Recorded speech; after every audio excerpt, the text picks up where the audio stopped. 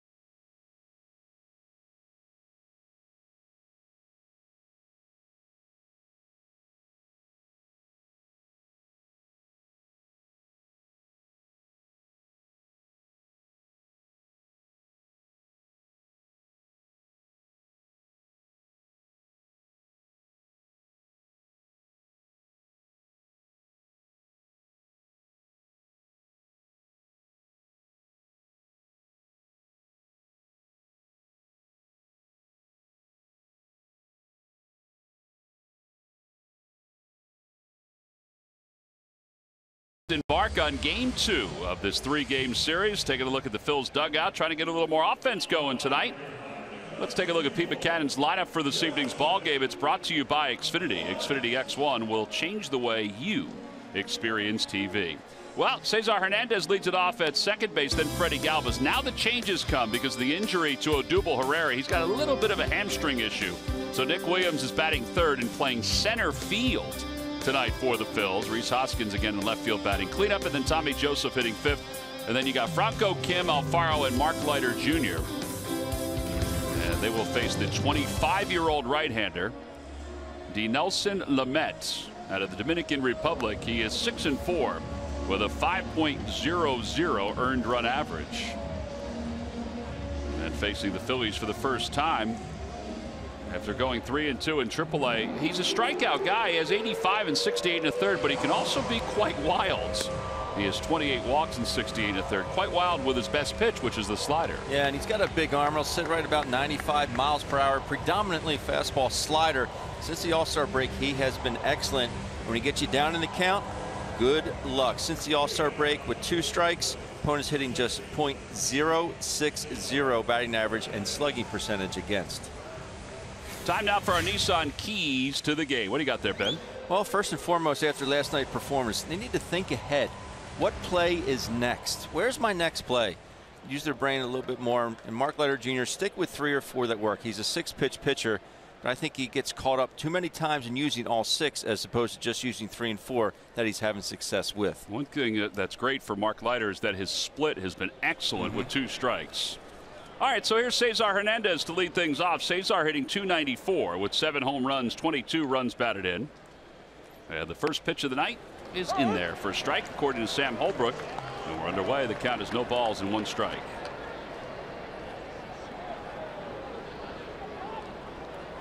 Cesar was 1 for 4 in last night's game. Outside. And now 1 ball and 1 strike.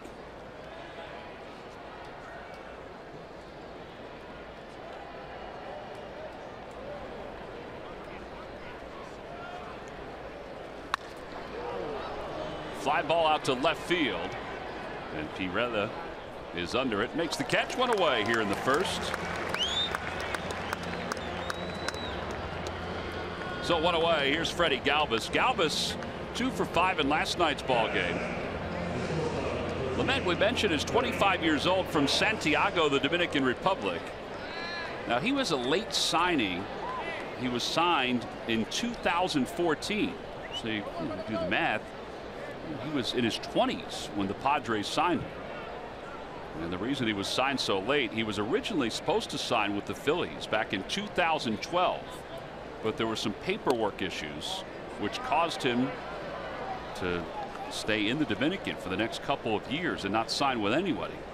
But the Padres stayed on him and eventually signed him, and he was a strikeout machine in his first year here in the States. And then last year made it all the way up to AAA. I mean, 96 down in the zone. 1 ball and 1 strike.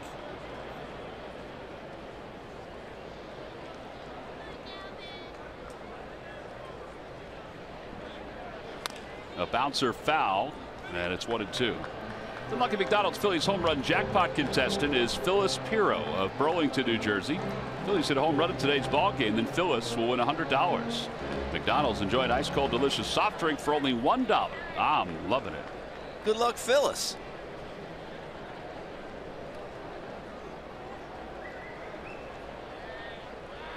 Outside and high, and it's 2-2 to Galvis. Galvis has hit in 4 consecutive games.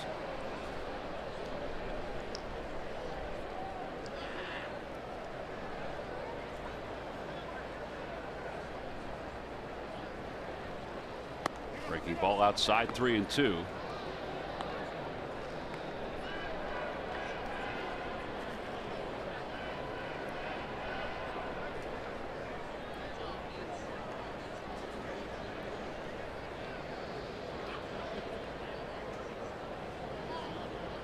Swing and a miss. 95 on that sinker. 2 outs here in the first inning. And that'll bring Nick Williams to the plate. Nick Williams hitting .294 with 5 home runs and 24 RBIs. Making the start at center field tonight. He made 10 starts at center field out in AAA. And in all honesty, Pete doesn't really have anybody else that he could put out there at this point. But Murph, talking to Nick today, it's kind of the way he's looked at this major league life so far. He said, you know, it is what it is, basically. But he feels fine playing all 3 outfield positions. He does. You're right, Tom. You know, and Odubel Herrera out of this lineup, obviously not good for the Phillies offense. He had his 36 double last night, had a 17-game hitting streak, and dealing with that hamstring injury, as you mentioned. So, yeah, Nick Williams slides over to center field, and I talked to him about that today. I said, you know, you've had a chance to play in center field. In fact, 154 games in the minor leagues in center field. I said, what's different about that? And he said, well, actually, I like it. He said, I like it a little bit more. I feel more like an athlete out there in center field. I can go and chase things down. He said, when I'm in the corner positions, you know, a little bit less running. He said, he used the word, you're trapped kind of in the corners, but when you're in center field, you kind of can get out there and show your athleticism. So he's looking forward to get a chance to play center field, getting his first start at the major league level out there in the middle, guys. Yeah, I asked him about this center field here as he bounces this one back toward the mounds. And he said he likes the fact that there's a lot of room to roam. And then you figure he's going to have to roam a little bit, considering the outfielders that are in the corners next to him. He bounces out to the mound, so it's a 1-2-3 first inning. We'll move to the bottom of the first. It's the Phillies nothing, and the Padres coming up.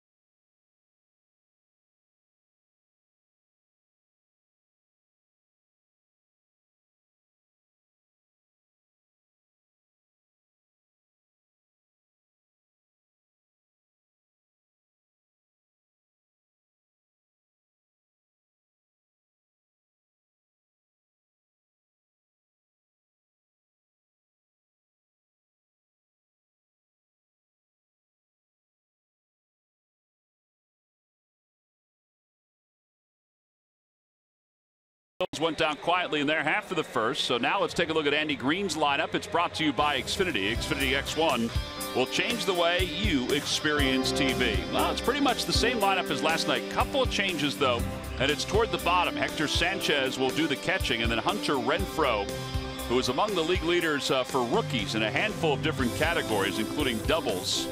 Well, he'll bat 8th. And they'll face right-hander Mark Leiter, 1-2 this year, an ERA of 4.08 here in the big leagues. And Mark's had a pretty good confidence boost his last 2 outings, because both of those outings have been out of the bullpen, and he has been dynamic out of the bullpen. He's been excellent. The strikeouts are up. Everything else is down, especially the hits, but he will throw all 6 pitches, predominantly, though, fastball, splitter, change, and curveball. Yeah, the splitter has been his out pitch when it comes to 2 strikes. We'll see if it works here tonight. The first pitch to Margot is taken high, and it's 1 ball and no strikes. Manuel Margot, 1 for 4 in yesterday's ball game. He has 4 home runs in his last 10 games. And a fly ball center field. First chance for Nick Williams, and he goes back on it comfortably. And 1 gone here in the bottom of the first. Well, Nick got that one out of the way. First fly ball of the night to him. There's Odubel. Asked Odubel today when he felt the injury, because we saw an awkward swing last night when he was at the plate. He said he first felt it on Sunday when he was running the bases. We had mentioned it on Sunday that it looked like there was something bothering him, but he was okay, he said. And then yesterday, with a couple of the swings, he said he felt it a little bit more. The hope is that this is just today and tomorrow for Odubel, and that's it. The Phillies placed Daniel Nava on the disabled list, and they brought up Cameron Perkins. Inside and low, 1 ball, 1 strike to Asuaje.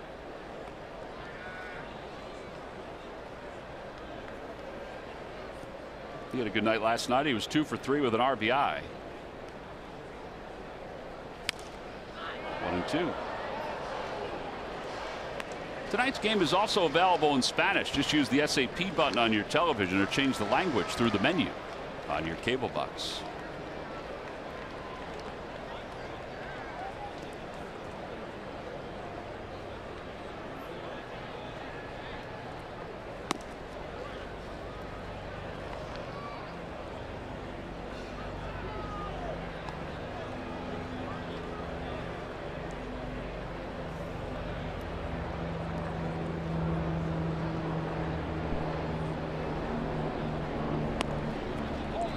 Two strikes.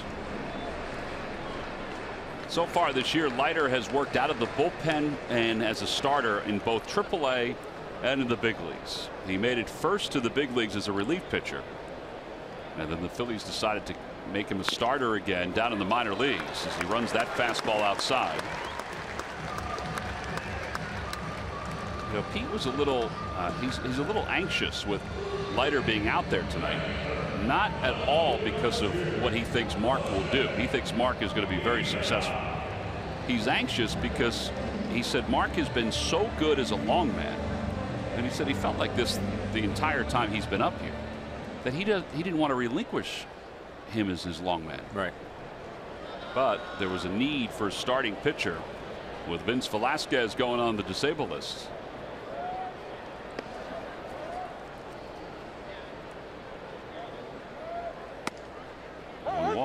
92-mile-an-hour fastball to Pirela. If there's anybody that has warranted that promotion to a starting role, it is Mark Leiter Jr. I mean, he has really earned it his last couple outings out of the bullpen.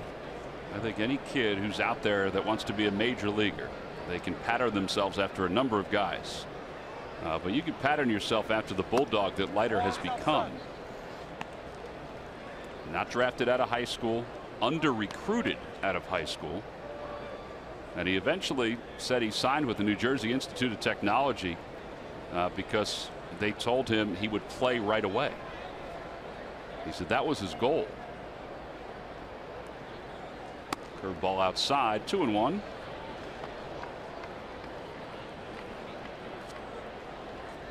Mark seems to be falling off a bit towards the first base bag early on in this ball game.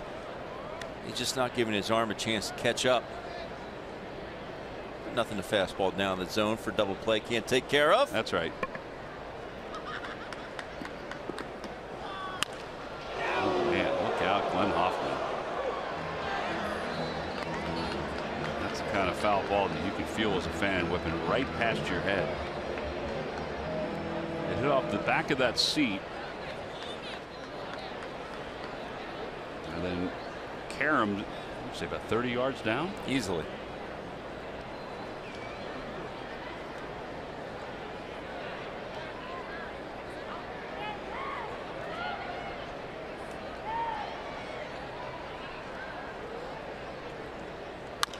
Fly ball right field. Kim venturing back. The ball actually carried a little farther, and he makes the catch for the second out. So 2 away here in the first. Yeah, not so much the location that got Pirela out, more so the speed and velocity of the pitch. Split her up in the zone. Just out in here, just enough. Take a look at this pitch here. It's pretty much middle. All right, now it's Solarte, who's got 12 home runs, 44 runs batted in. He had 1 hit in last night's ball game.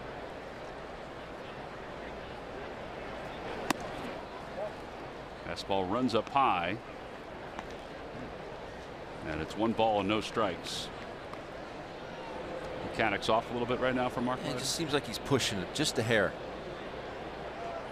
Have a little bit of adrenaline flowing right now. Understandable.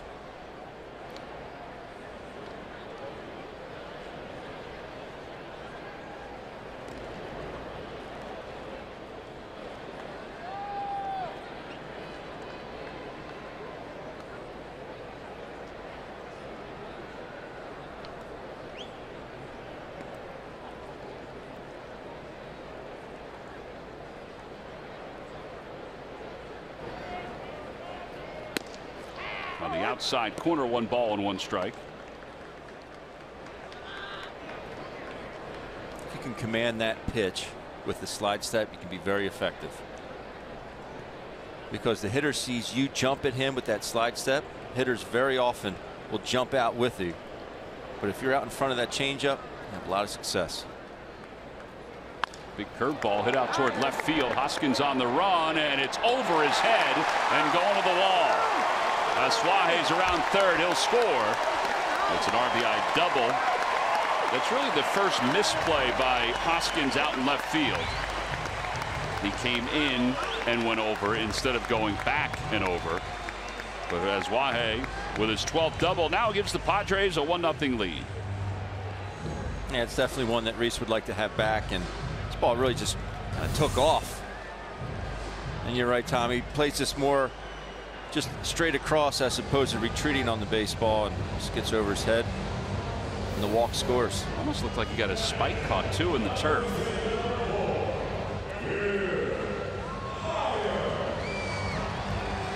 So 1 out, runner at second base. A run is in, and which should be 2 outs. A run is in here at the bottom of the first. It's 1-0 San Diego. Myers was hitless in last night's ball game. And in the dirt, 1 ball and no strikes.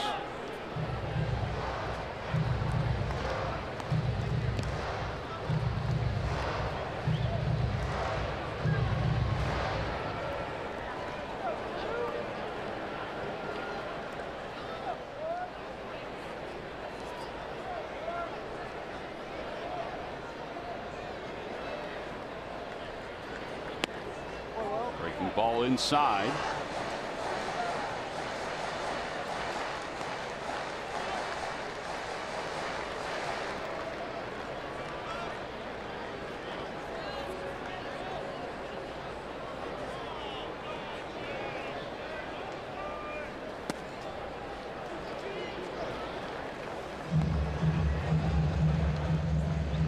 Got a little issue with his fastball command in this first inning also. Now 19 pitches. The splits are very unlike Mark Leiter. 11 balls, 8 strikes. But we're only in the bottom of the first inning. And Myers takes outside. Second walk issued by Mark Leiter. That was the thing in his last 2 relief appearances. He didn't walk anybody in 9 1/3 innings of work.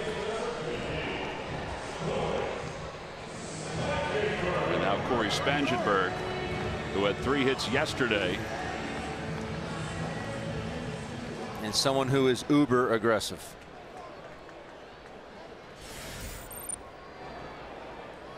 Here are the last 2 relief outings. 16 strikeouts. There, 0 walks. Had 2 walks so far in tonight's game in this first inning.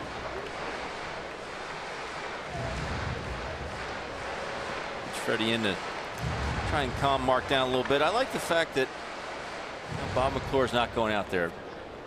Mark knows what he needs to do. I know he's still a rookie, but it's a very good idea out on the mound, and he can figure it out. And sometimes you just have to let the players figure it out on their own. Well, he's a big proponent of that. Bob is. Inside and low, 2-0.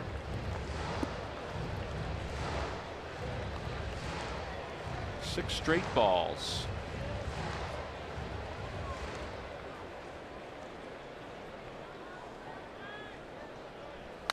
And a line drive base hit into right center field. Man, he is red hot. 1 run is in. Here comes Myers sprinting around the third base bag. He'll score. And it's 3-0 Padres on top.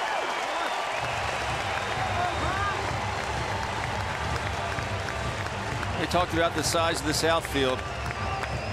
It is a vast expanse. This ball doesn't even come close to getting to the warning track, much like the ball Odubel hit last night. The relay not in time. The second walk of the inning scores. But again, you can't keep putting yourself behind in the count. These are big league hitters, and they're not going to miss 2-0 fastballs. All right, so now 3-0 San Diego.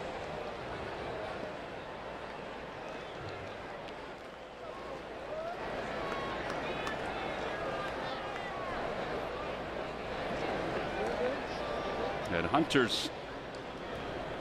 now Hector Sanchez will be the batter. And he bounces it out towards second base. And up with it is Cesar. And the inning is finally over. But the Padres scored 3 runs with 2 doubles and 2 walks. We'll go to the second. Rhys Hoskins will lead it off when we get back.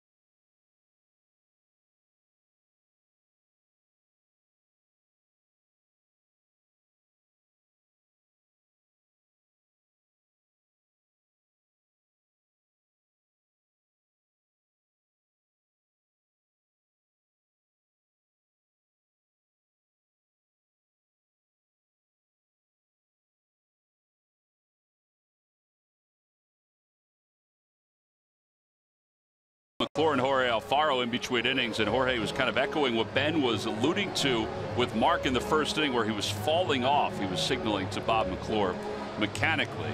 Boy, if a catcher's frustrated sometimes when his pitcher gives up 3 runs in an inning. Time now for our Geico quote of the day. It's Rhys Hoskins on his first major league home run. I think it's something that obviously you dream about. You dream about getting here, but you dream about hitting a home run here. I don't know. I don't really remember it, to be completely honest with you. I've heard that from other guys, that sometimes they don't remember their first hit because they're so caught up in the moment. Yeah. And you don't remember the first home run because you're thinking, I got to hit the first base bag. I got to hit the second base bag.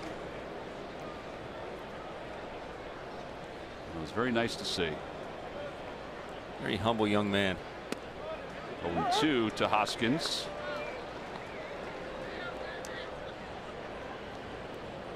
It literally feels like you're just running on air.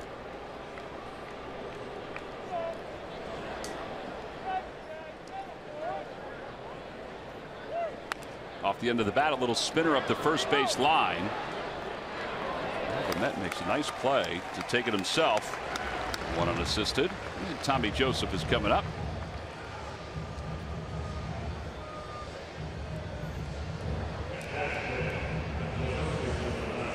Lamet was pretty comfortable when he came up and made his major league debut.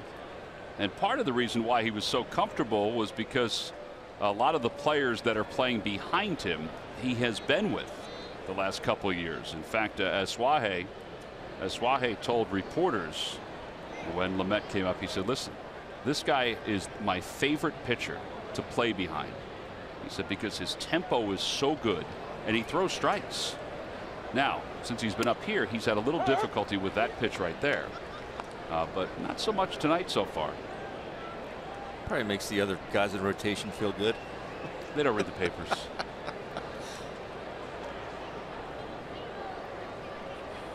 Fastball, and it's 0-2 to Tommy Joseph.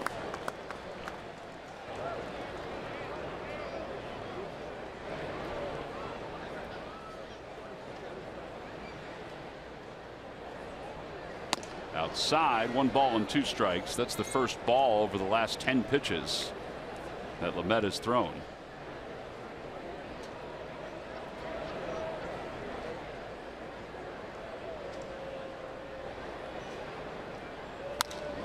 Off the end of the bat, out toward left center field. It's not deep.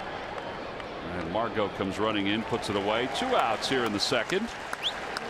Keep up with the Phils no matter how busy your work week gets. Download the NBC Sports app now and never miss the teams you love.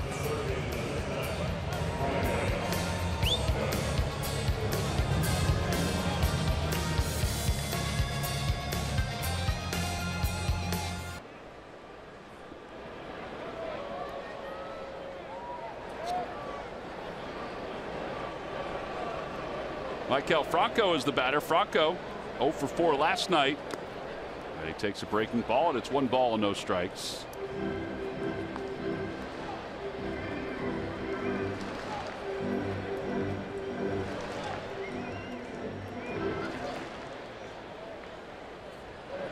Franco with 17 home runs, 59 runs batted in, and he takes up and in. It is kind of odd to see a guy not sign from the Dominican or Venezuela or any of the other Latin American countries until he is in his early 20s. I mean, most of the big time prospects or prospects alone are signed by the time they're 16, 17 years old. Suaje is under it, and 6 up, 6 down for the Phils offensively tonight. That is a 10-pitch second inning for Lamet. We'll move to the bottom of the second here at San Diego. 3-0. Padres on top of the Phillies.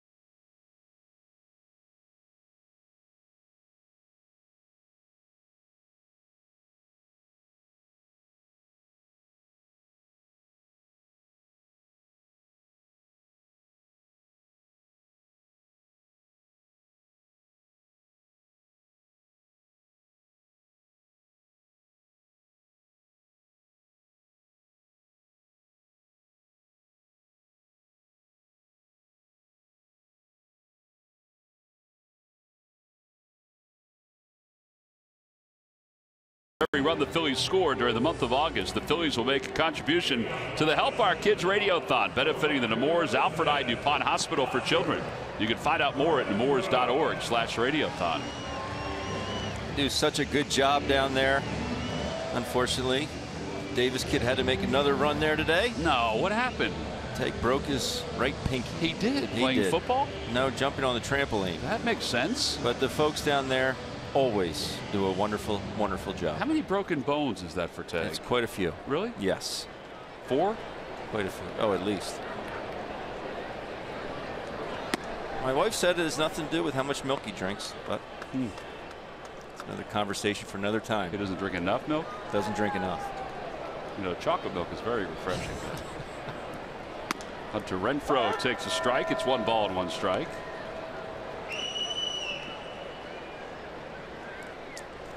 Had to hear that news today. Another cast. Pink one this time? Red, white, and blue. America. That's right. That ball just barely grazed Renfroe's jersey. So hit by pitch. And that'll bring Lamet to the plate.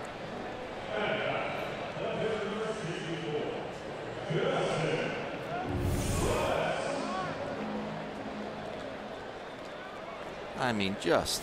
Gotta admit, I couldn't even tell it hit his jersey. No. Had to have heard it.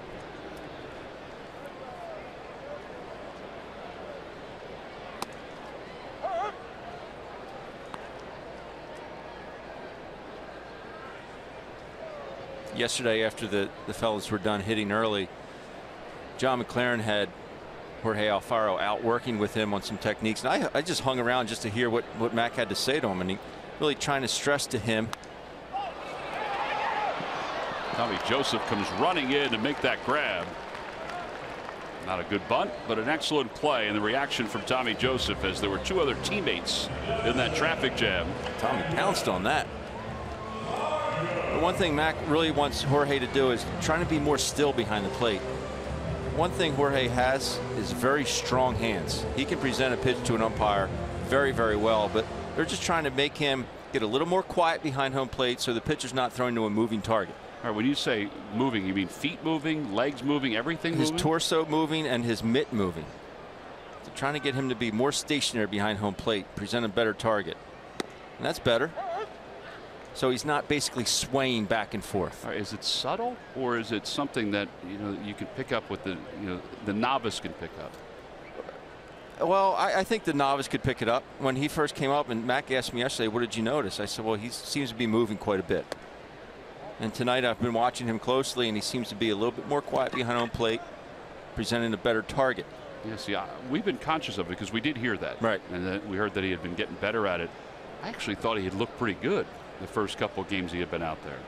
Max says, I don't care if you give away location so much. I just want you to get out there. There's a liner out toward right center field. Kim's on the run, and he tracks it down. And if they can get it back, Renfroe's going to be doubled up quite easily. And he will be doubled up, and the inning is over. Well, nice job by Kim. He got a very good jump. And the putout goes 9-4-3 at first base on the double play. No runs, no hits, and nobody left. Top of the third is upon us. Phillies are down 3-0.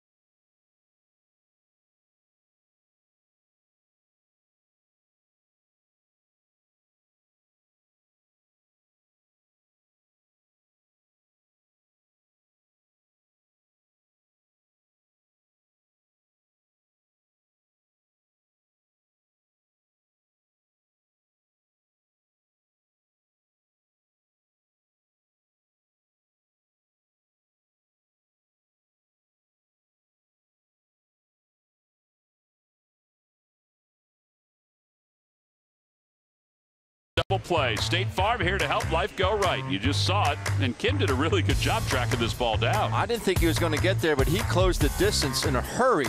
His first step was outstanding. Makes a relay on to Cesar. And where's Renfroe? I think he went into third base dugout to get something to drink. I mean, he thinks this ball's down, and I mean, he don't even pick up the third base coach. Wait, what?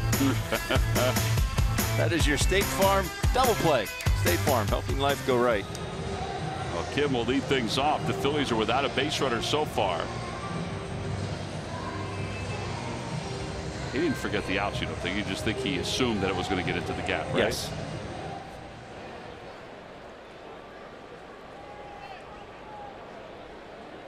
Kim is 3 for 24 so far with the Phils, with 6 strikeouts. He had an infield hit in yesterday's game.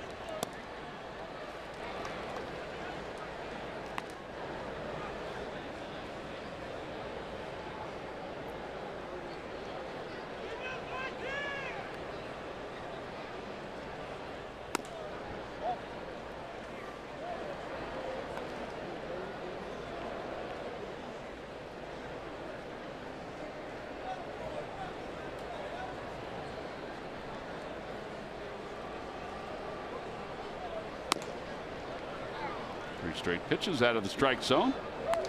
3 balls, no strikes.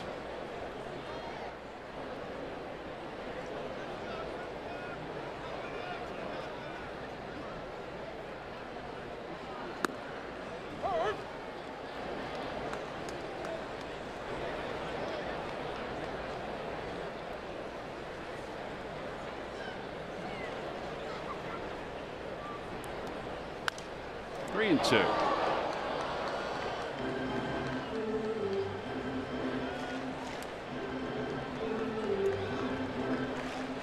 Kim overall is hitting .215 with a home run and 10 runs batted in.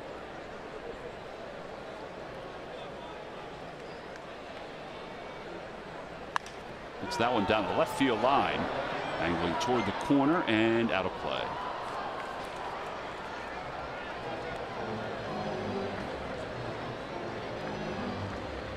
If I'm these left-handed hitters now for the Phillies, I am going to be diving, diving, and diving. I haven't seen one pitch inside yet, intentionally, where Sanchez would be set up inside. You're going to keep going out there. Well, I'm going to go out there with you. Now, Sanchez just caught a fastball, and he shook off. And ball 4. So the Phils have their first base runner. I don't get it, Tom. I really don't. You get your mind off it, though, Ben. Time for the Jeep Stuff the Fans trivia question. Log on to Phillies.com. Go to the fans section for all the information. And please submit your answer on the subject line. The question is, Ben, who holds the Padres rookie record for most games played? Just want to remind you that we did have a question the other day that the answer was the person in the booth. So I just want to give you that hint right out of the chute. The answer will be revealed a little later on. I will think about that, but I can't get my mind off the 3-2 slider to the 7-hole hitter when your team's up 3-0 in the 3rd inning. Does that fall on the catcher? This is exactly where, if I were, honestly, if I'm Andy Green, I'm going out to the mound right now and saying, give me some rational thought. And I would use it as a mound visit, like I would be the pitching coach if I were the manager, because that's how much that would upset me, because you have a 3-0 lead. You throw 97 to 98 at times. And if you can't trust your fastball enough, then I don't want you out on the mound. A 3-2 count, up 3-0 in the 3rd inning. I don't get it. Well, now it's no balls and 2 strikes. So let's see how he gets to Alfaro. And there it is, 98 miles an hour. So that's what you want. Yeah. Yeah, I would agree with that. And I think, I don't know if you agree with this or not, I think early in games, and I know we're getting to the 3rd inning, first time through, and Darren Balsley's been an excellent pitching coach here. I think early in games, sometimes pitchers rely on too many other pitches if they have a 97 or 98 mile an hour. I agree. Leiter is 1 for 10 so far. And he bounces that one off the plate. He better run. It's a foul ball. Because I guarantee you, whatever answer that Sanchez and Lamet are going to give, there's not one answer that is the right answer other than we screwed up. I have to be more aggressive with my fastball.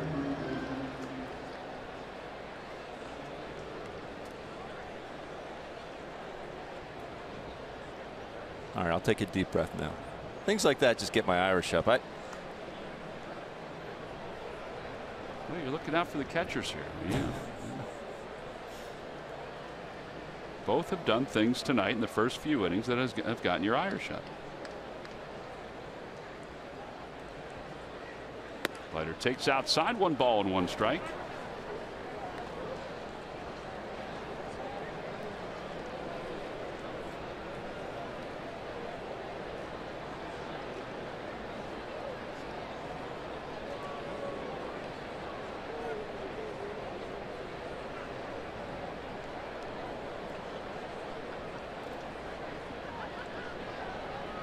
Leiter bunts it foul, and now it's 1-2. 95 on that one.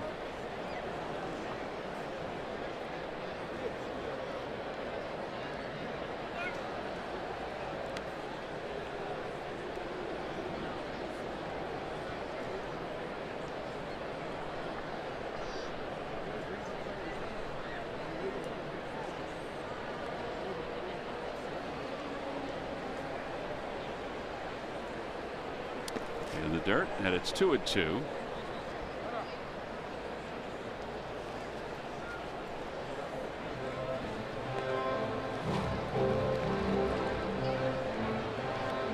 Sam Holbrook is the crew chief. I don't play today. Nick Lentz is at first, Jim Wolf at second, and DJ Rayburn, who had the plate last night, is over at third.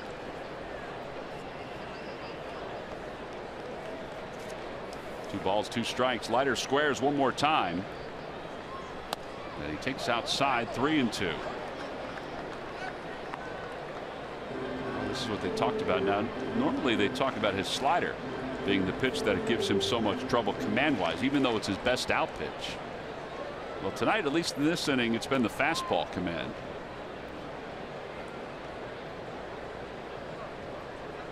Definitely letting hitters get back in counts, that's for sure. They have an issue going on out in center field. I'm not sure what it is, but they could see something out in shallow center field. I think Margot's gum came out. I think it was his gum.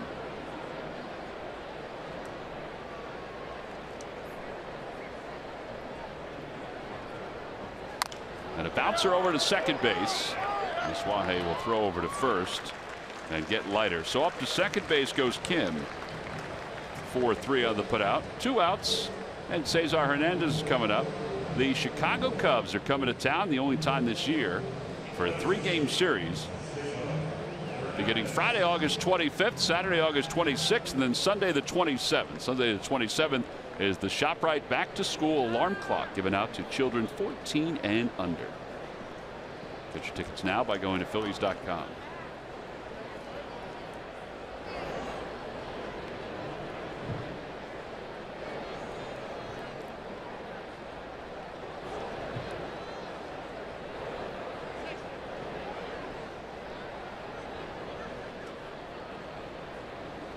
Cesar takes at the knees, a 95-mile-an-hour fastball, and it's 0-1.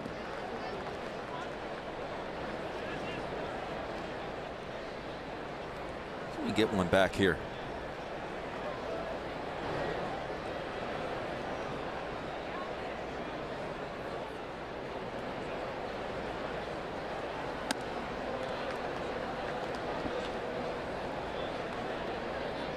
Cesar this year has 25 infield hits. You know, we talk about that from time to time. His 25 infield hits is tops in all of Major League Baseball. And if he's able to run the table for the rest of the year, it would be back-to-back seasons where he's led baseball in infield hits. Here he's looking to drive one, maybe to the gap, and bring home Kim.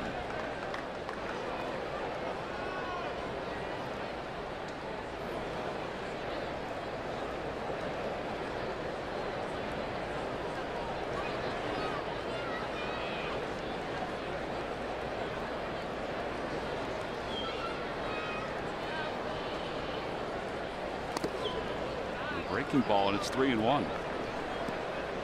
he's a totally different pitcher in this inning than he was in the first 2 innings. Sure is.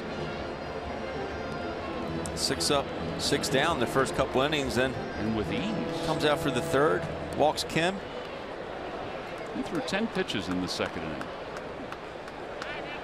It just feels different out of the stretch. And it was his first time in it.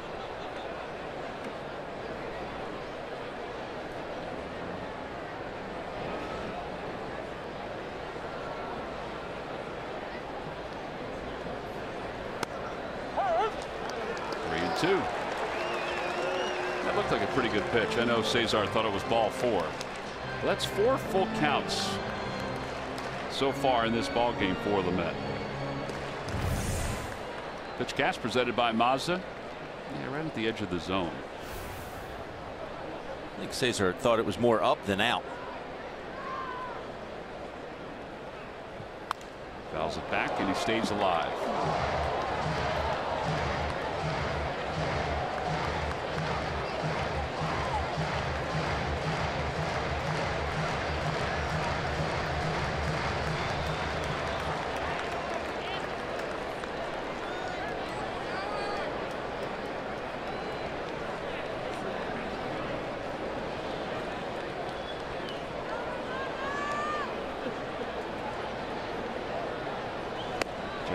Wow.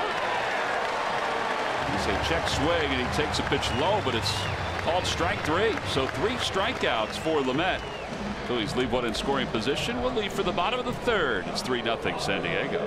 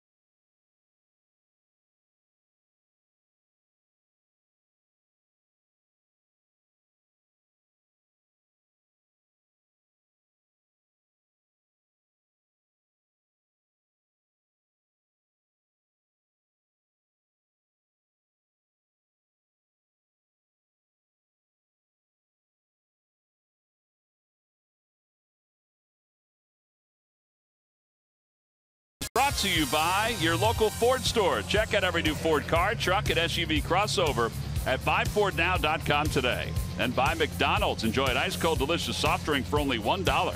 I'm loving it.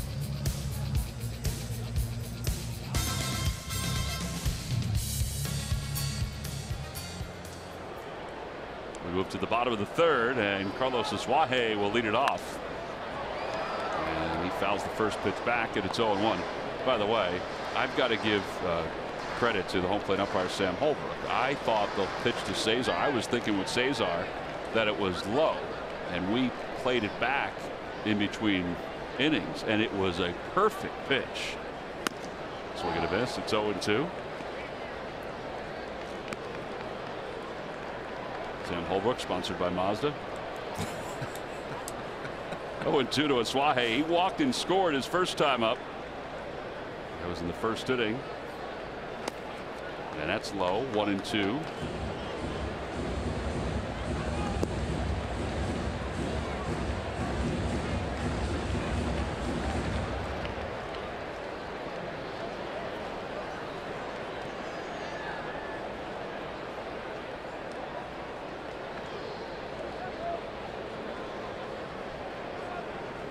Upstairs, 2-2. Like he slipped off the mound on that pitch.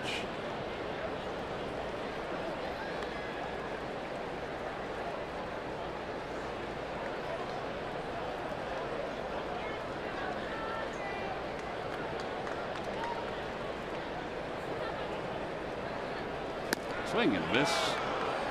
And that is strikeout number 1 for Mark Leiter. And one away here in the 3rd. Pirela coming up. Let's check in with Greg Murphy. Murph. All right, thanks, Tom. It's time for our cold hard fact presented by Clean Crisp Coors Light. We've seen a couple of mistakes tonight that make you scratch your head a little bit. Well, here's why. Youngest active major league rosters, number 1 and number 2 in all of baseball. Phillies at 26 years, 300 days. They are the youngest team in all of baseball. Padres 26 years, 354 days, not too far behind. Both teams obviously in their rebuilding mode, and well, the Phillies I think were 3rd before the trade deadline. Then once a couple of those guys left, jump into 1st as the youngest team in all of baseball.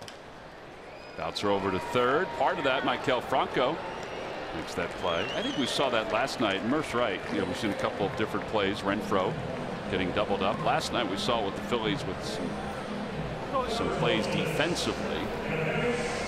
And it does happen with a young roster.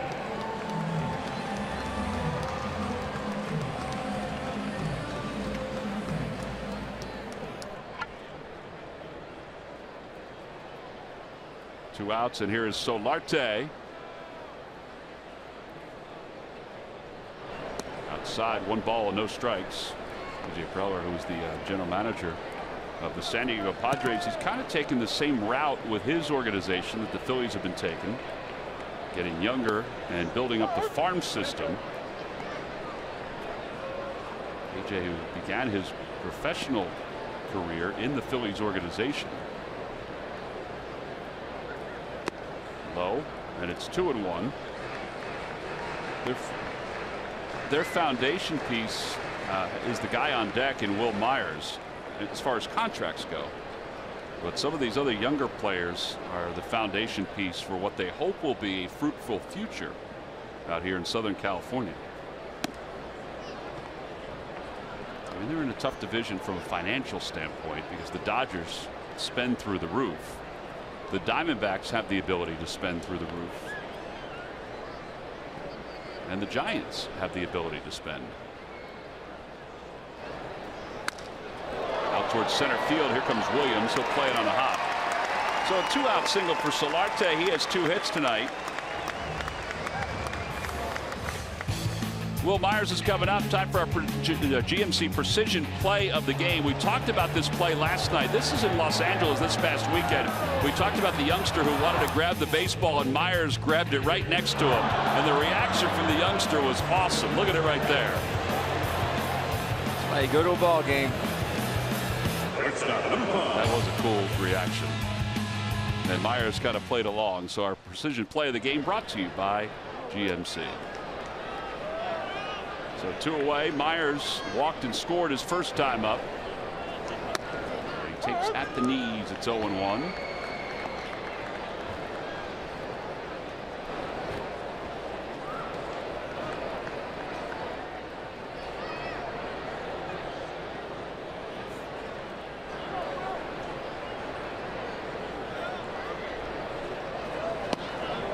One ball and 1 strike.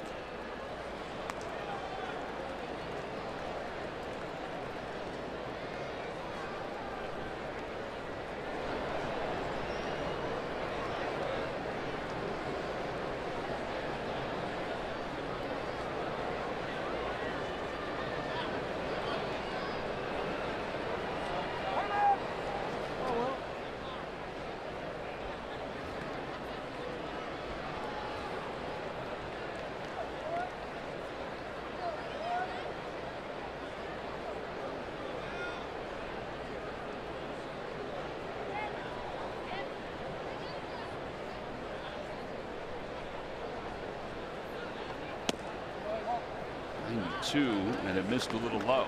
2-1.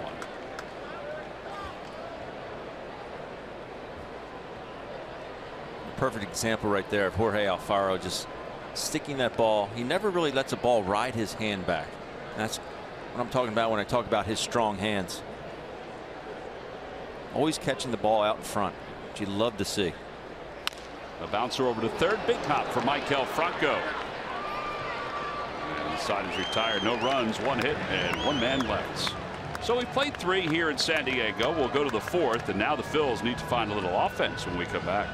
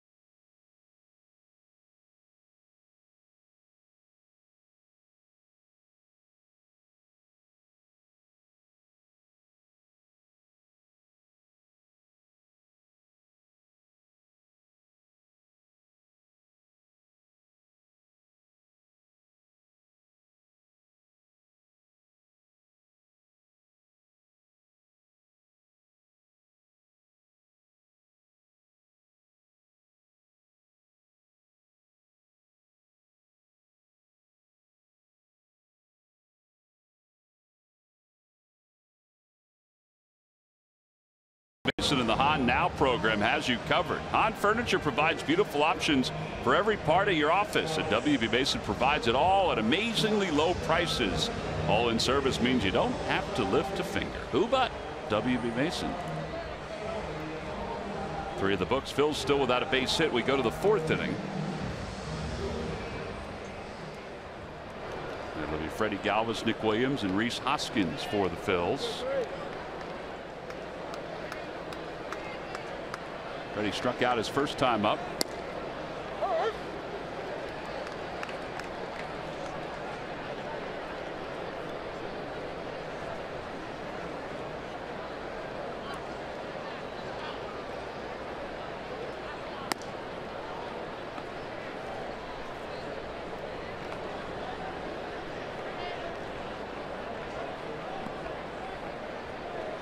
Lamet this year made 8 starts in AAA. He was 3-2 with a 3.23 ERA. He struck out 50 in 39 innings of work. Tonight he's got 3 strikeouts through the first 3 innings. Does he have stuff that shows you that he's a strikeout pitcher? Absolutely. Off the hands. Foul territory, third base side. Spangenberg gives it a look. It's back into the first row. And it's not just with one pitch. I mean, he can put you away with 2 different pitches, the fastball and the slider.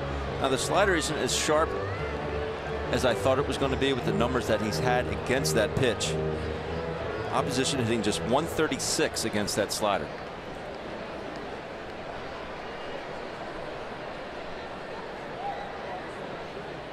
So the strikeouts per 9 innings. That's pretty darn good. A hair over 11.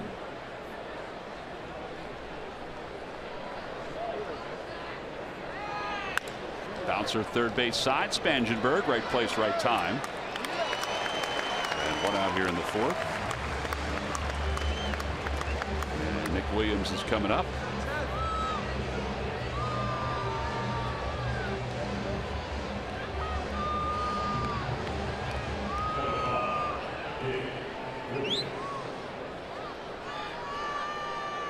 Nick making his first start in the big leagues in center field tonight. He made 92 starts down in the minor leagues in center field.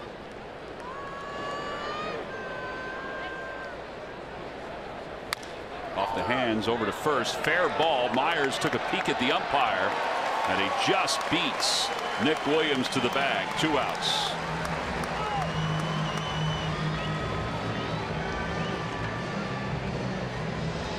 Good play by Myers, ranging to his left. Nick Williams continues to be very aggressive early on in counts. Momentum takes him in to make sure it was in his first baseman's mitt first. He gets over and makes a nice play. That was weird. He caught it and then he looked behind him and then he looked in his mitt. Better be safe than sorry, I suppose. Well, now Hoskins, he grounded one back toward the pitcher up the first base line his first time up. And it's 1 ball and no strikes.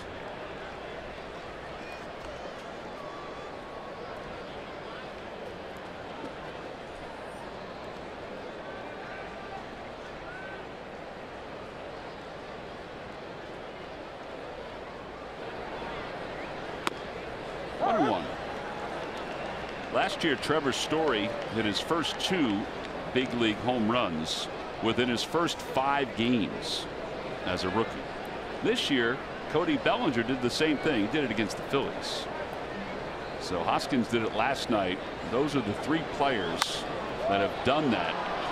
Hit 2 home runs in their first 5 major league games since the start of the 2016 season. In fact, Hoskins joined Don Money, who we talked to earlier this year on the air and was at Alumni Weekend this past weekend. Don Money back in April of 1969 against the Cubs had a 2 home run game. Those 2 guys are the only 2 Phillies to have 2 home runs within the first 5 games of their big league career since 1913.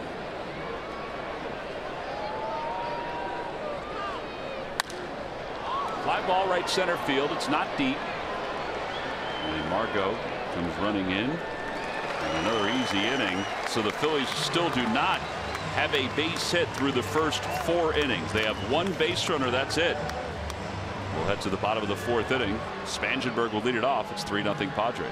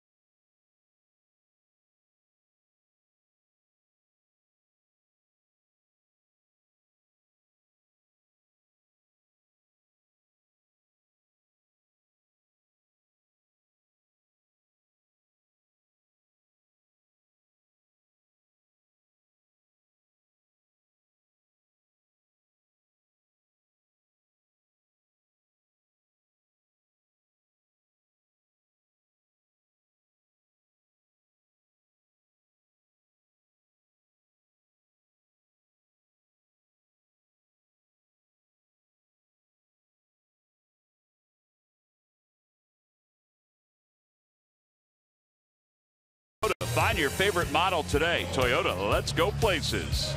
And buy Yellowwood brand pressure treated pine. If it doesn't have this yellow tag, you don't want it. Well, we go to the bottom of the 4th inning. Corey Spangenberg leads it off against Mark Leiter. Leiter's thrown 48 pitches so far, 25 balls, 23 strikes. There has not been a point in this game where he has had more strikes than balls. But he's a step closer now with that first pitch to Spangenberg. Spangenberg had a 2-run double his first time up, his average up to 280. Fly ball right center field. That is well hit. Williams going back toward the wall, and it is gone. I think it hit off that palm tree out above the 396 side. 12th home run of the year for Spangenberg, and it's now 4-0 in favor of the Padres. This guy's like Roy Hobbs. And early in counts too. He lets the first one go by, but he hops all over the second pitch here. A change up here at 84 miles an hour. And that's up in the zone.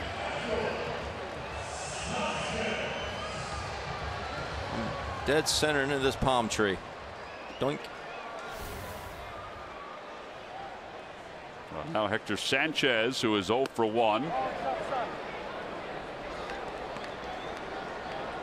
Spangenberg now with 12 home runs, 3 RBIs tonight. He has 42. He's hit in 7 consecutive games. He's a little hotter hitter now than he was when the Padres were in Philadelphia. He now has 4 home runs in his last 3 days. Popped up over toward the Phillies dugout and off the stairs.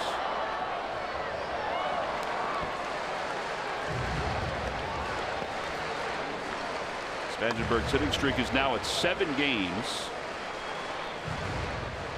He is 12 for 25 during those 7 games. Well, his pitcher certainly liked it.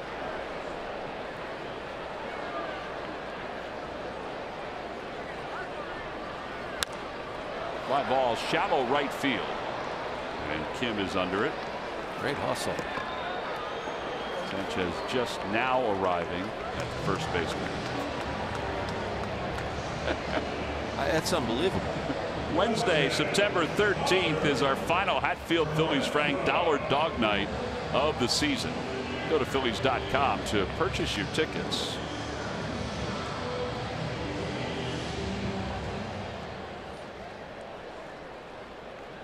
Hunter Renfroe hit by a pitch his first time up and then doubled up.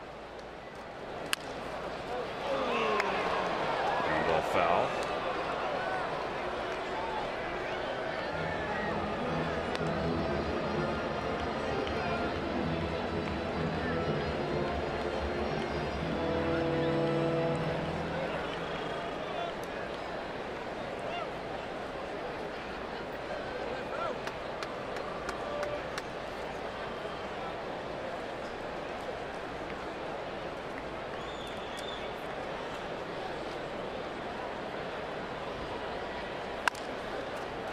Franco's been rather busy over third these last couple of innings. There are 2 outs. That is his 3rd assist in the last 2 innings. 2 away, and that means Lamette's coming up.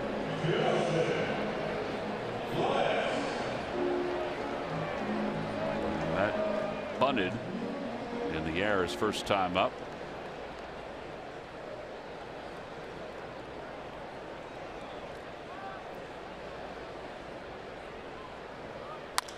And he loops that one out toward right field. And it's going to drop in for a base hit. Just his 2nd career hit. That 2-out single here in the 4th. And that brings Margot to the plate.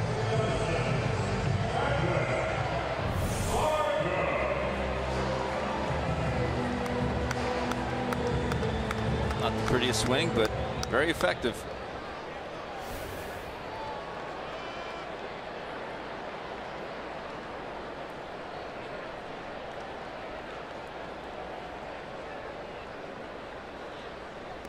Curveball gets away from Alfaro. Fortunately, though, Lamette has decided that first base is where he'd like to stay.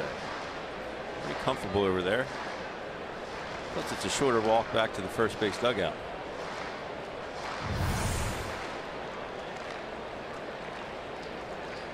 And Jorge just doesn't get over in time. Pitch does kind of back up on Mark.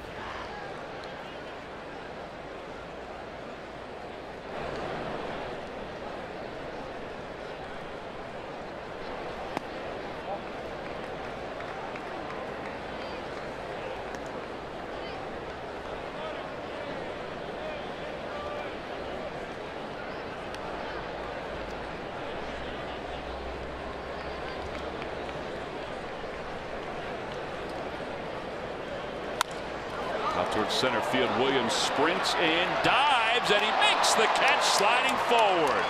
An excellent play by Nick Williams to get Mark Leiter out of this 4th inning. Well, he can play a little center field. He said he likes to show off that athleticism. That was a heck of a play here by Nick Williams. Coming in, making a diving catch. We are heading to the top of the 5th. Tommy Joseph, Maikel Franco, and Hyun-Sung Kim.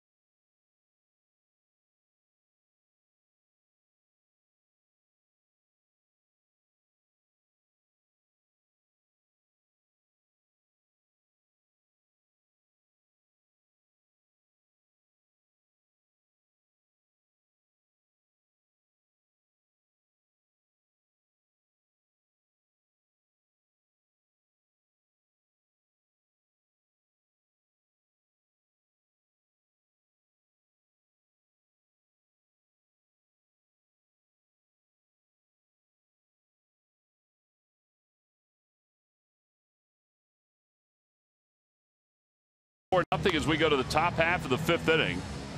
And they still don't have a hit. Well, we just saw our Hyundai defensive play of the game. Nick Williams showing some athleticism. Manuel Margot gets this little bleeder out to center field. Nick Williams with an excellent jump.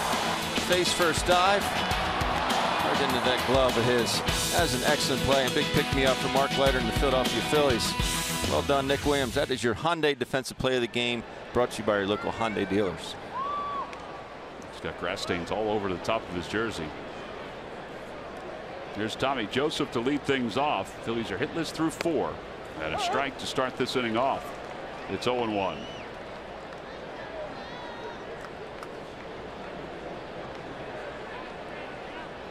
Tommy flied out to center field his first time up. 0-2.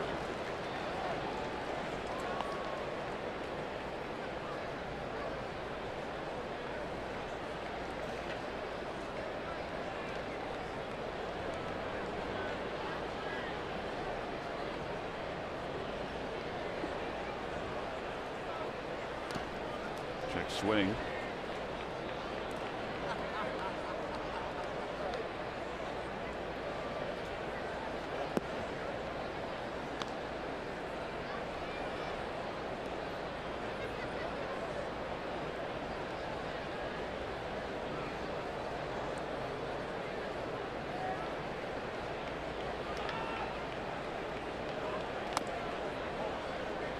Ball is just a little high. 2-2. I mean, it was obvious a pitch that fooled Tommy as it came in. It was close. Probably Tommy didn't pull the trigger on that one.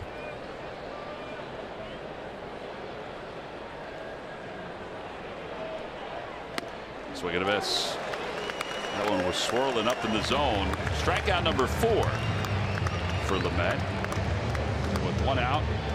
Maikel Franco is coming up. This one doesn't do a whole lot. Almost like Tommy was expecting it to break more and it just stayed on plane. Top of the strike zone there.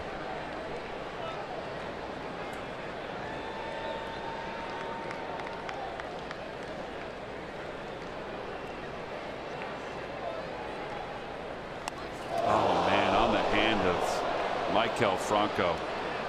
That did not sound good at all. He goes down in a heap of pain. And he's holding that hand right now. Scott Sheridan immediately comes out. So does Pete Buchanan.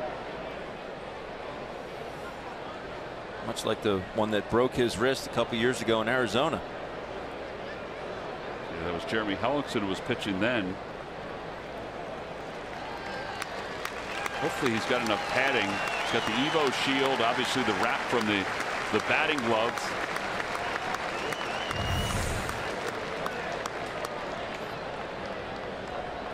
Right off that Evo shield. Look at Rick Kranitz's arms go straight up in the air. Yeah. That was a direct hit. Just no avoiding that. With as close as Maikel stands to the plate, there's just no way he could get out of that pitch. That was 94 miles an hour.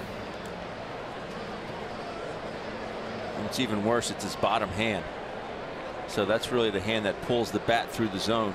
Well, you mentioned it. It's the same wrist that was hit by Jeremy Hellickson. He had a non-displaced fracture in that left wrist back in 2015.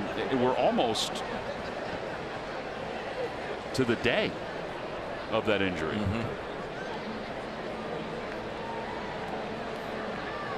We're just 4 days past it.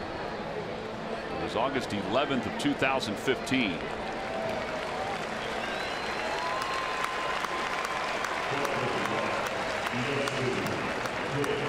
All right, well, he's staying in, which is a good sign, and Kim will stroll to the plate.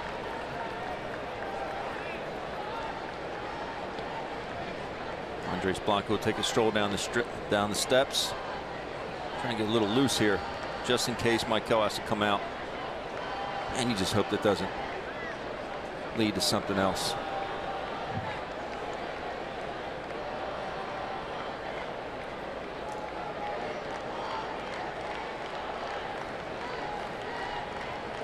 So now Kim is the batter.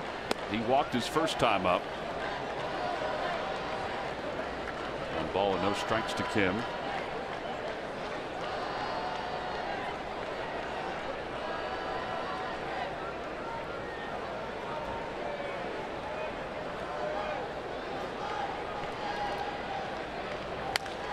Out toward right center field. Here comes Renfroe, and he'll make the catch. So 2 outs here in the 5th inning.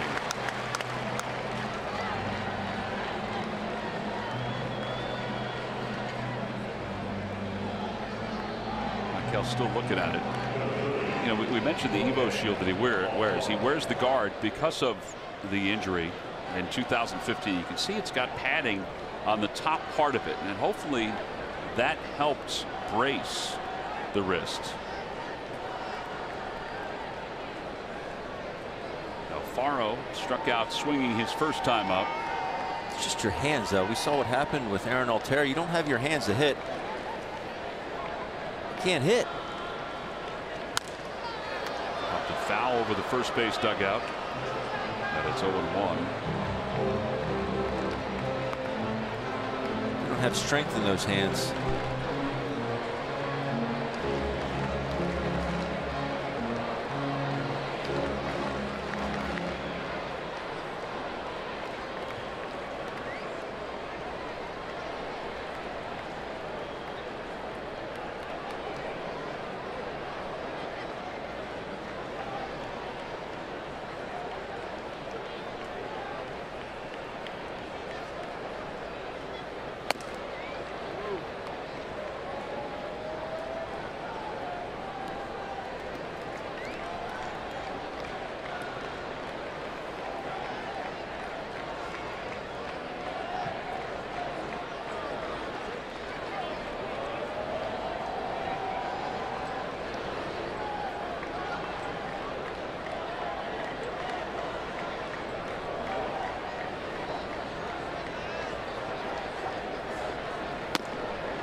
Balls, 1 strike.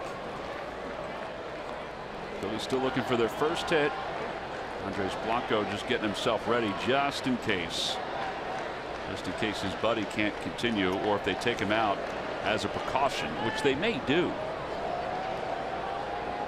Just get some ice on it right away. Yeah, I mean, obviously because of what happened a couple years ago.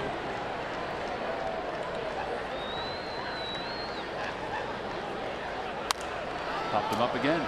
Myers will look at this one, but it's going to be back about 20 rows or so. And it remains, or now it's 2 balls, 2 strikes to Alfaro. One thing Lamet has done tonight is hung some sliders. Tommy Joseph gotten a couple. That one there was a hanger. And I know you have to respect his 95 to 98. Sometimes you get a fast or a slider up in the zone like that. You have to take advantage. Obviously easier said than done. So just trying to get him to shake. That means they're trying to outsmart Alfaro and maybe come back with that slider again. Just put some doubt in the hitter's mind.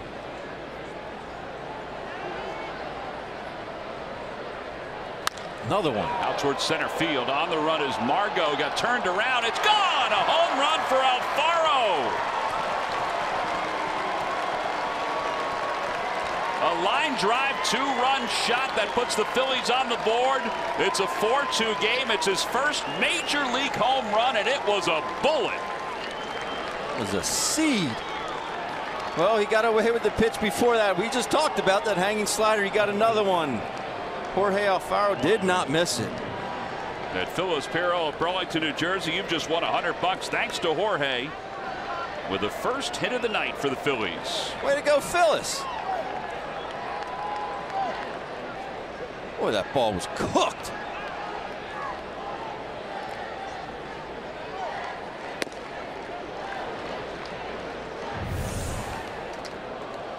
That pitch is. What a short swing. Get off me, ball.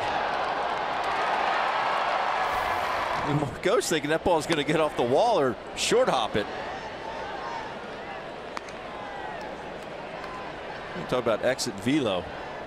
No silent treatment for Alfaro, though, as he went to the dugout. Daniel Navi, you saw him reminding everybody that that was his first major league home run. Yeah, but I don't think 4-0's a good time to do the silent treatment.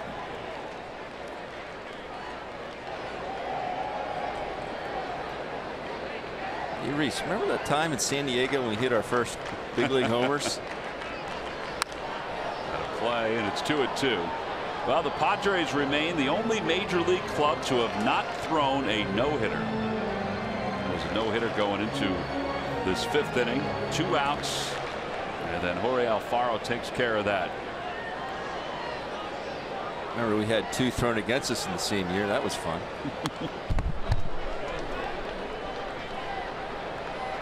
And when that happened, were you reminded of the point that you guys, was it you and the Mets at that point were the only ones that didn't have a no-hitter? There might have been another team in there.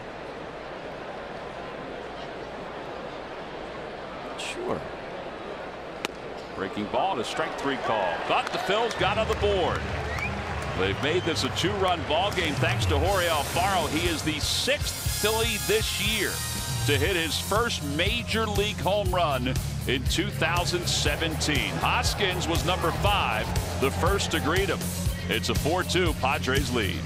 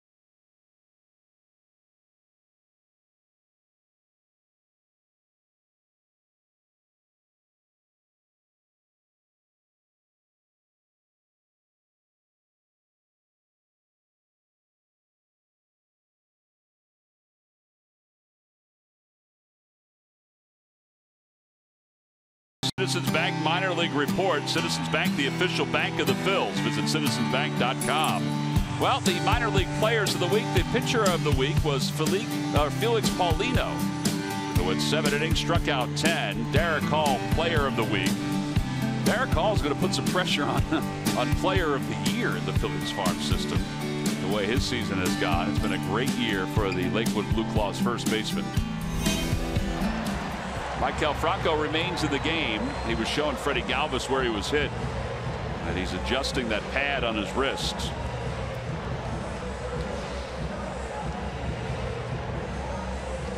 Jorge Alfaro has made this a tighter ball game with the first hit of the night for the Phillies.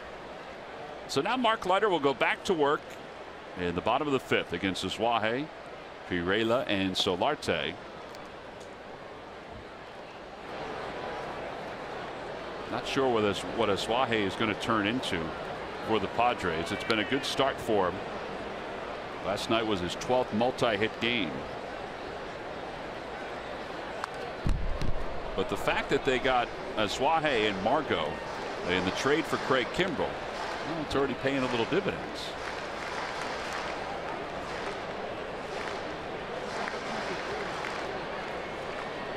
Eddie Green has his number 1 and number 2 hitters in the lineup. Tapper foul, 1-2.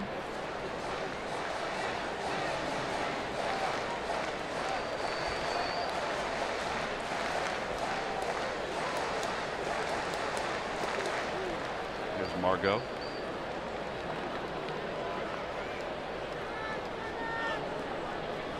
I was getting away for that ball to short hop the center field fence. Well, he was selling it to me. I thought it was going to do the same thing. Curveball, and 2-2.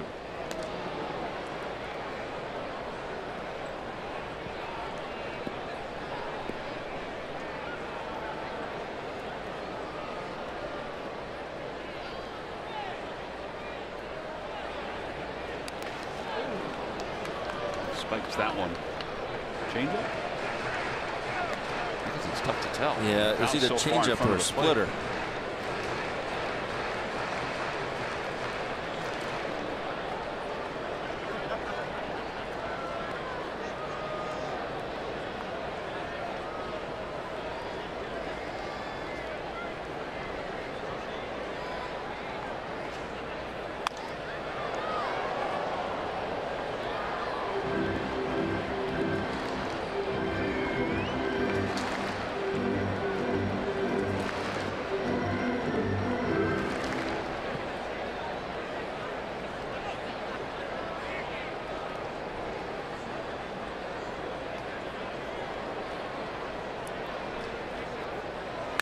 Out toward left field. That'll drop in front of Hoskins. The leadoff single here in the 5th inning. That's Wahe's 3rd hit in this series. That's good hitting. Don't try and do too much. Take your knock to left field.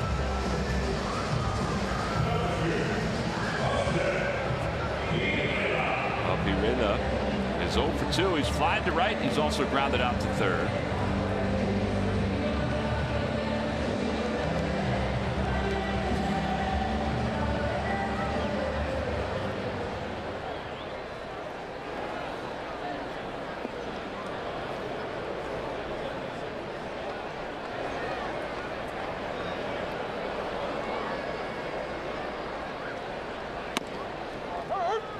Over for a strike, and it's 0-1.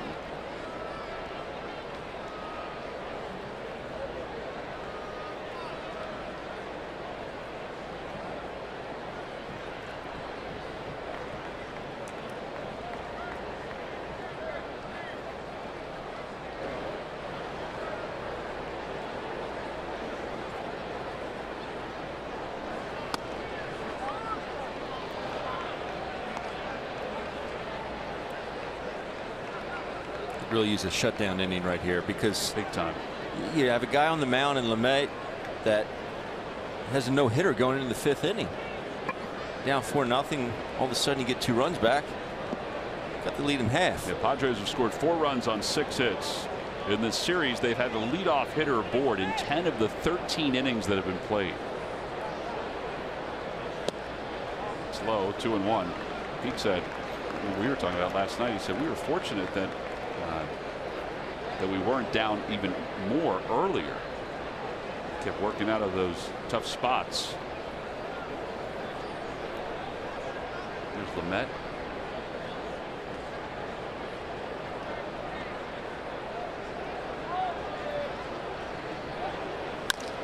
Fly ball left field. Hoskins going back, and he's got room. Makes the catch. A real good track on that. And back to first base goes Wahe. One away. MLB.com at bat is your #1 mobile app for live Phillies baseball. You can stay connected for the rest of the season and even the offseason with a fully customizable experience. Get the Phillies home screen icons and app features, as well as game day, live game video highlights, radio broadcast stats, and then news for the offseason. That's huge. You can download MLB.com at bat today. Well, with 1 out, Solarte, who's been tough to get out tonight, he's 2 for 2. A double and a single, and RBI. Big curveball stays high, 1-0.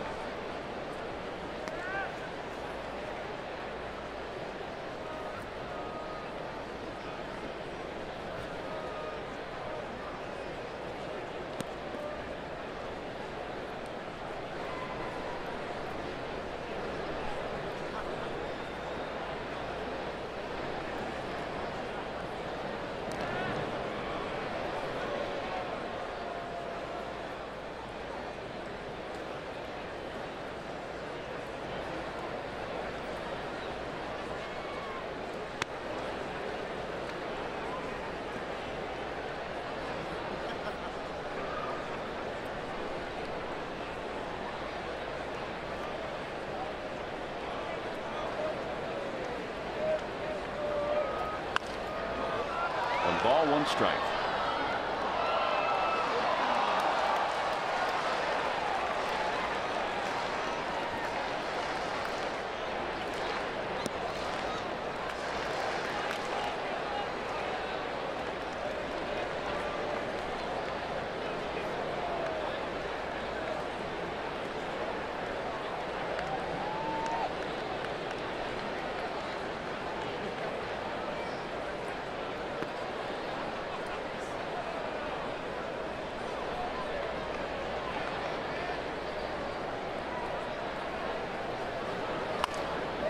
1 ball, 2 strikes. Foul ball almost in the same spot.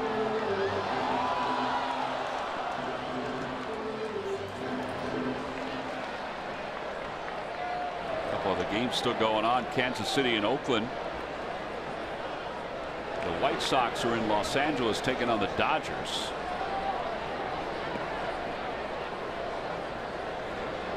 And Baltimore and Seattle.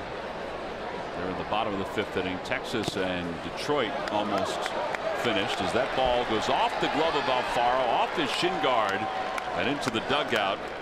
And it means that Asuaje is just going to get to second base.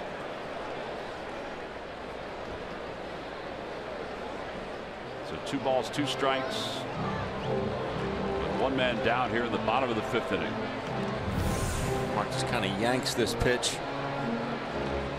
Off the shin guard of the umpire.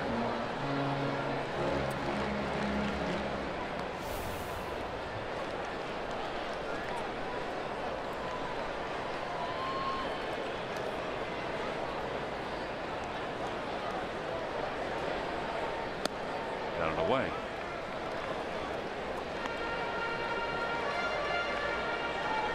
The Padres have had a good game plan in laying off that splitter when they're behind in counts. Mark has really shown that he's going to that his last couple outings. Gets ahead, puts him away with that splitter. And that last pitch wasn't a bad pitch. Solarte just kind of spit on it like he knew it was coming.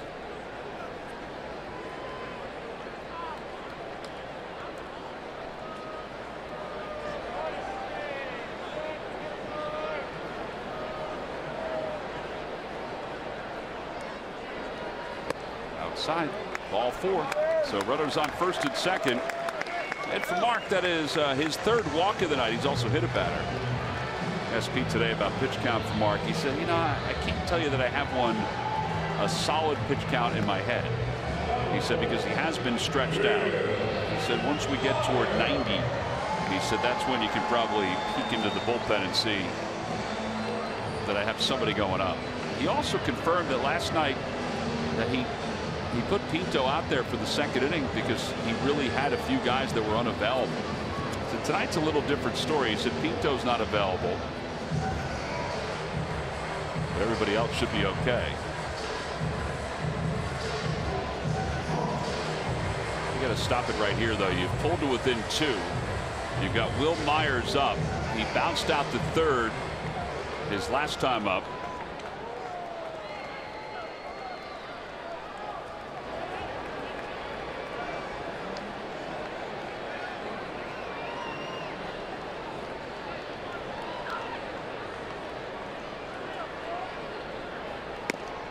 Fastball right down the chute. It's 0-1. Element of surprise.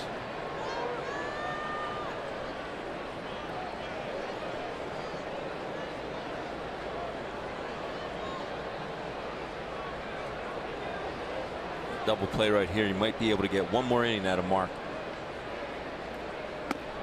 Down low. 1 ball, 1 strike.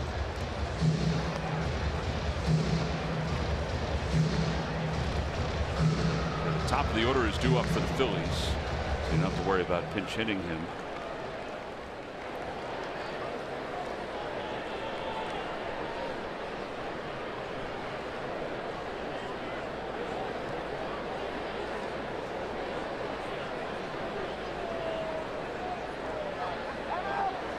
When time was called,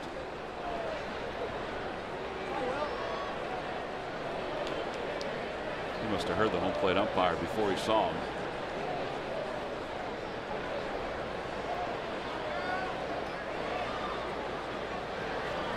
Bouncer softly to 3rd. Franco waits for. Oh, it goes right between his legs. He tried to do too much. He lifted up and the ball stayed down. And everybody is safe. Exactly right. You got to catch it first. Right idea there. Just catch it quickly. Step on the bag. Make the throw on to Tommy at first base, but you have to catch it first. Well, Mark has not been sharp tonight compared to his relief outings, but there have been a couple plays that haven't helped him either. The fly ball to left for Hoskins, and of course this one right here. Yeah. Wow. He literally could have just extended his right foot onto the bag. I don't think he would have gotten Myers at first. I think. No. You think he might have? I think he may have. Because all he had to do is catch it literally, step out with his right foot, tag the bag, and make the relay on the first base.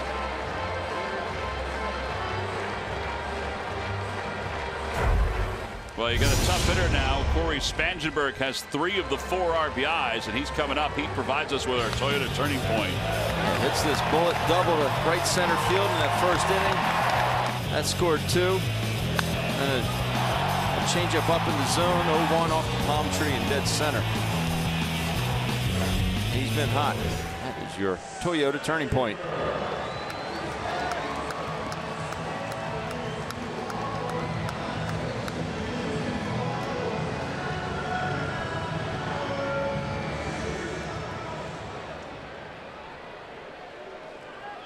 So Spangenberg 2 for 2. He is 5 for 5 in this series. He's scored 4 runs. With the bases loaded, Phil set up 4-2. And he takes high, 1 ball and no strikes. It just means he's due to make an out here. That's right, or 2.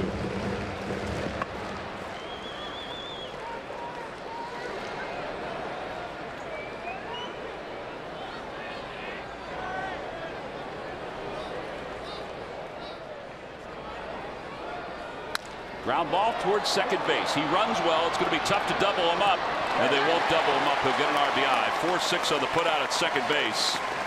Suaje scores 5-2. Padres on top.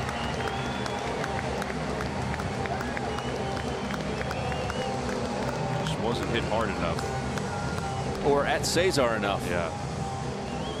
He just had to range too far to his left, then make the throw on to Freddie. Just took too long to develop. Gets out and hooks this ball. It's a very good play by Cesar. Perfect feed. I mean, there's literally nothing else they could have done.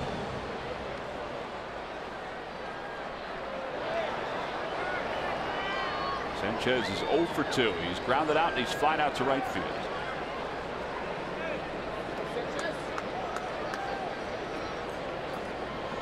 Runner goes from first. Pitch is taken for a strike. Throw to second base. Whoa. Is off the glove of Galvis. And here comes the runner from third, Solarte. He's going to score. What a great throw by Alfaro. Man alive. Ball was just dropped by Freddie. I think he was expecting this ball to bounce. Now, John McLaren, I told you with the early work they had yesterday, Jorge Alfaro did throw to the second base and third base. I could not believe the carry he had on his balls that he was throwing down there. The ball just stays in the air forever. Gets to his feet quickly. Good transfer. Wow. It never bounced. Freddie just picked his glove up. He threw it right into the base path. Put it right on the money. Take a look here. It just never bounced. Just went off the tip of his glove. Now, the official score has scored it as stolen base E2. It has to be E6, right? Well, that's assuming that umpire is going to call him out. Otherwise, it's a double steal. Right. I would agree with you on that. I would agree with that. Well, either way, a run scores. Sanchez takes outside 1-1. Yeah, I think that's a better way to. Yeah, because you can't. That can't assume that he's going to. Exactly. It wasn't so egregious where he said, "Oh, he just flat out dropped it," and he had him by a mile. Now, it wasn't that night and day. Yeah. Now Solarte didn't start to go though until the ball sort of trickled away. But I don't think that's an error on Alfaro. But 2 runs are in, and the Phillies have been charged with 2 errors in this inning. Ball, 2 strikes.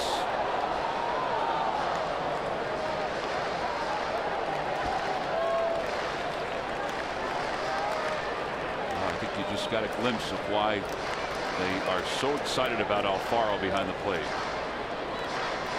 Spangenberg got an excellent jump.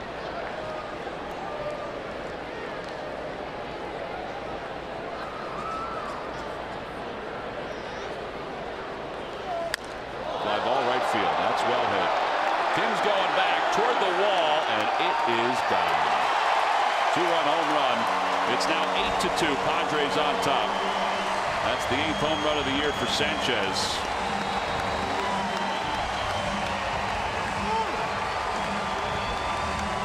Man, is this inning and this game unraveled right before our eyes. You're not kidding. Phillies in the top half of the 5th. Cut the score in half. Cut the lead in half of the Padres, and then along came the bottom of the inning.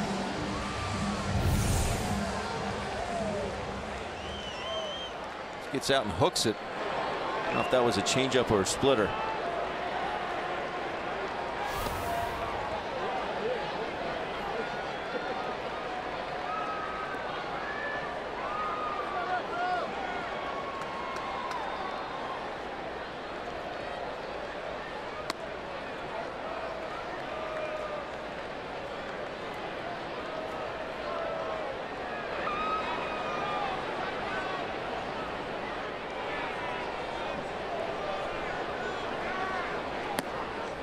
Renfroe takes outside, 3 balls and no strikes. I know Mark doesn't have his best stuff tonight, but definitely could have gone a different direction. 3-0 green light, and it's 3-1. They have the ball in the first inning. The double by Solarte that went over Hoskins' head. You got the ground ball this inning to Franco. You got the misplay at second on the stolen base.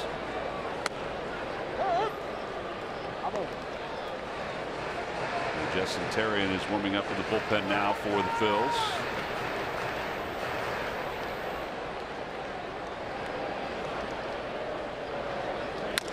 Over to the left side. Here's Freddie Galvis. And the inning is finally over. But 4-run score in the inning. So Mark Leiter's day is probably done. The error by Franco kind of opened the door here. It's 8-2 Padres on top of the Phils.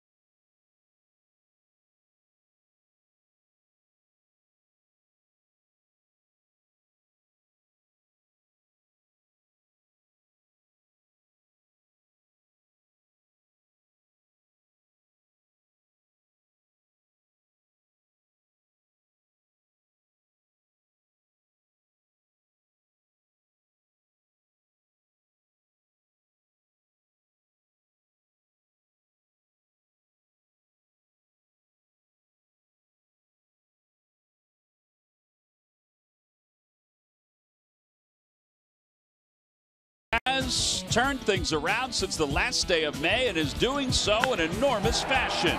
Over the last 2+ months, Odubel Herrera has batted well over 300, and 45% of those hits have gone for extra bases.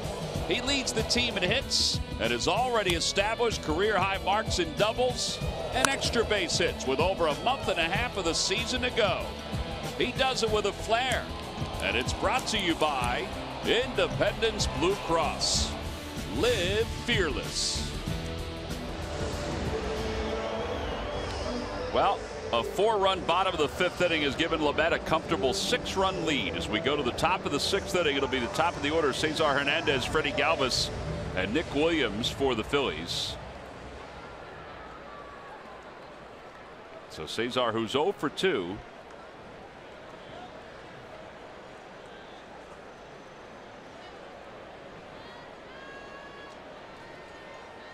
And he takes the first pitch for a strike. It's 0-1. Padres' starting rotation is a 4.85 ERA, which is 23rd in all of baseball. The Phillies have climbed to 17th in earned run average at 4.64. That's coming into tonight's ball game. Some of their numbers have trended to the better side pitching wise, but also offensively too since the All-Star break. Pete Buchanan's team is 14-15 since the break. 2 balls and 1 strike.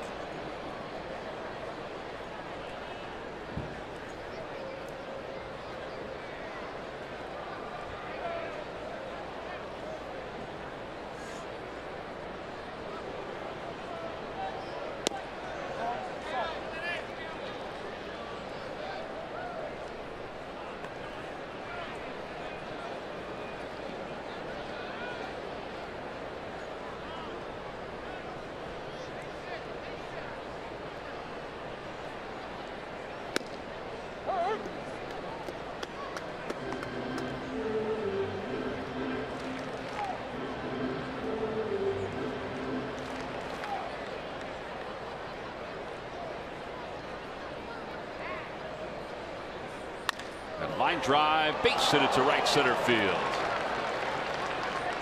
So leadoff single for Cesar Hernandez, second hit for the Phillies.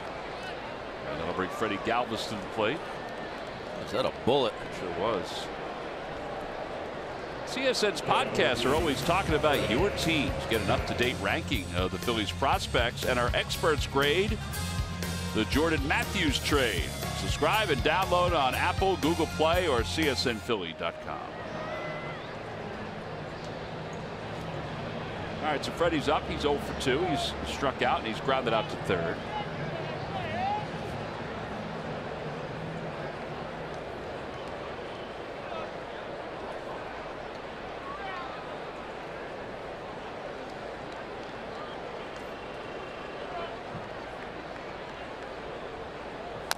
Bouncer over toward first, a foul ball, and it's 0-1.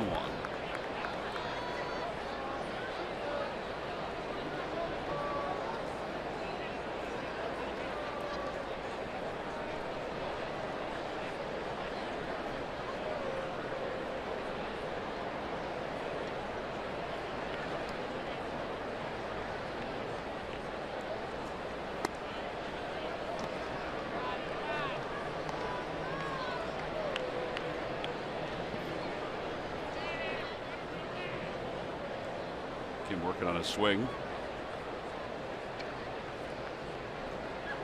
Bob McClure focusing, not really fazed by it.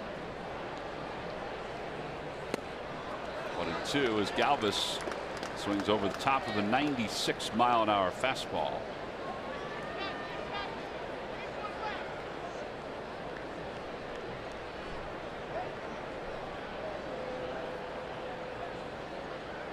Phillies have a day game tomorrow against the Padres. Then it's off to San Francisco for a 4-game series.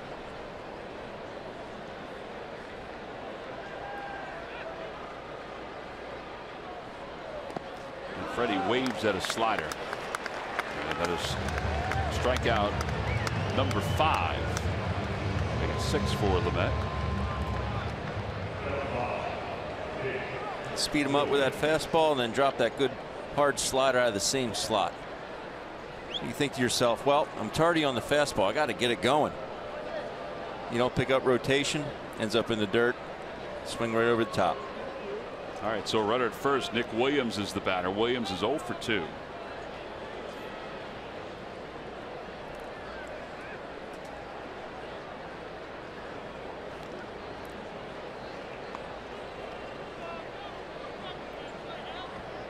I think they have Myers playing off the bag like that and taking throws. I know it gives him a chance against the left-hander to get off the bag a little bit quicker. Right. Unless he's just going to retreat. But a couple throws over there, they just had him retreat towards the bag.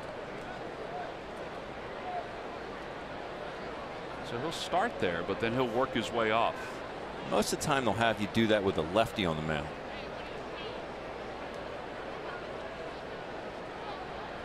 Mets used to do that when Bobby Valentine was the manager. 1 ball, 1 strike to Williams.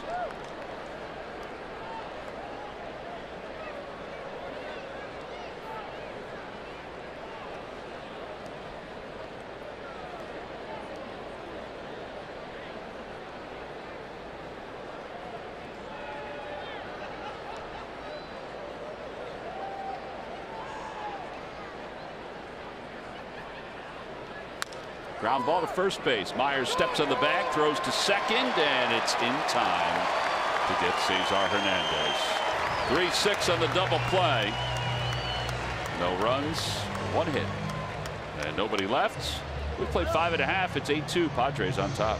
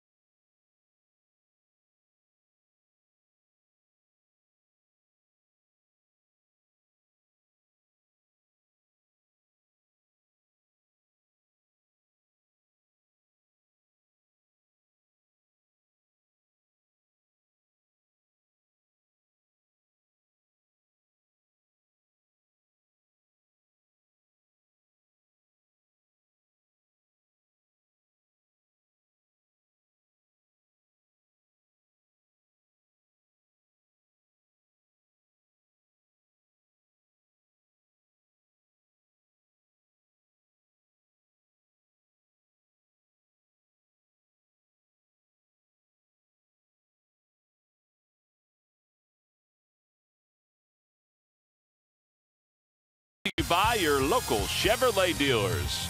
By Jefferson Health. Call 800-JEF now or visit jeffersonhealth.org. And by Nissan. Shop ChooseNissan.com. Bottom of the 6th inning. Padres lead at 8-2 over the Phils.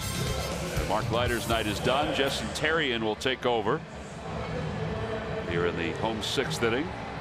They'll face Lamet. Then the top of the order. 5 innings from Mark tonight. All 4 runs he allowed in the 5th inning were unearned. So 8 runs, 4 earns.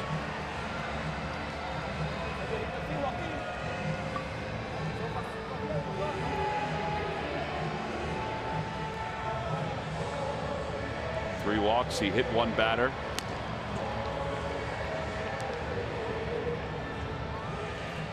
And he gave up 2 home runs.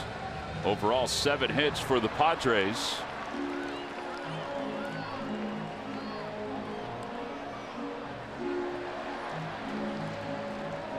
So here's Lamet. He singled his first time up, or I should say his last time up.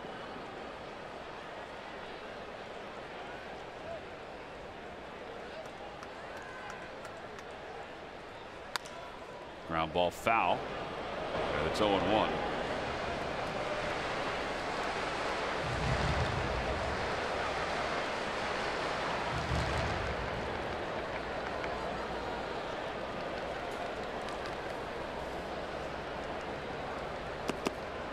and 2.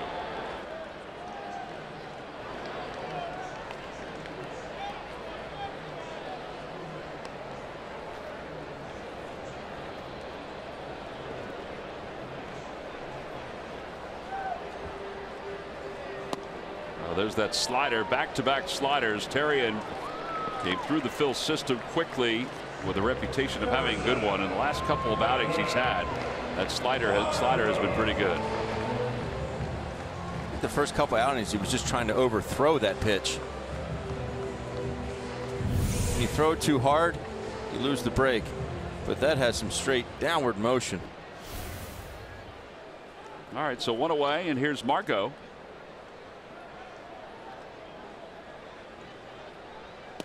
And Margot takes a strike. It's 0-1. One of the good things about being out on the West Coast is that you can see some of the final scores that have gone on around baseball. We mentioned that there are games going on. Oakland leads Kansas City 4-3. That game's in the 6th inning. How about Kansas City? They've won 3 consecutive games. They've played themselves into the wild card conversation in the American League. They are currently with the same winning percentage as the LA Angels. Both have a .508 winning percentage. Both are 2 games over 500. Little flare out towards second, caught by Cesar Hernandez. I know we're still in the middle of August, and discussions about the wild card sometimes are taboo at this point. But the American League wild card race, even Toronto is 3.5 out, and they're 5 games under 500, 3.5 behind Kansas City and LA.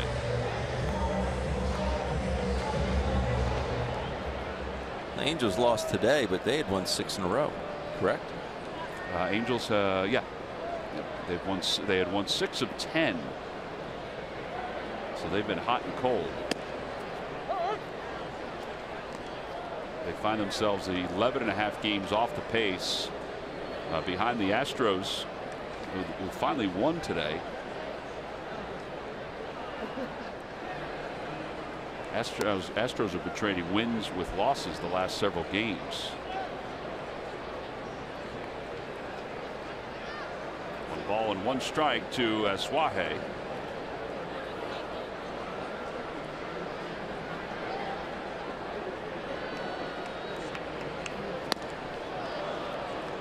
The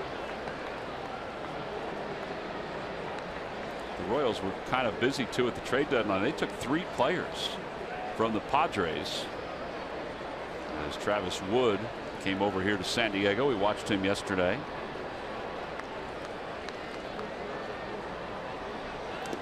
In the dirt, 2-2.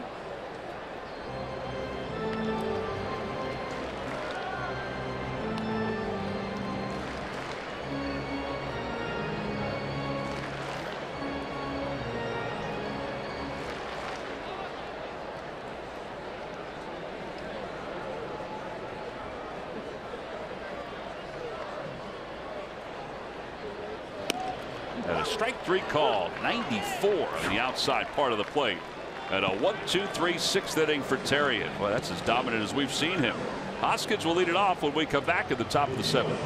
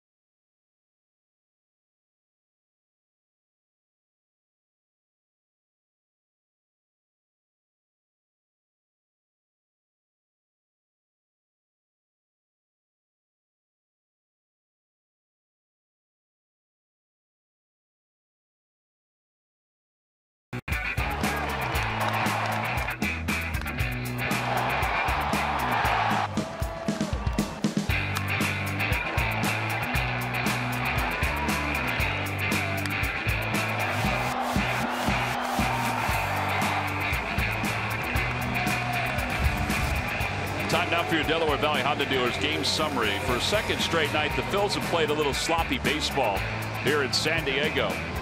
They trail at 8-2. Alfaro, though, hit his first major league home run. That's a good thing. It was a 2-run shot, but Corey Spangenberg has been sizzling hot.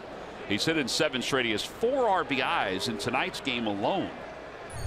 So now as we begin the 7th inning, Lamet throws one high and in to Rhys Hoskins, and it's 1-0.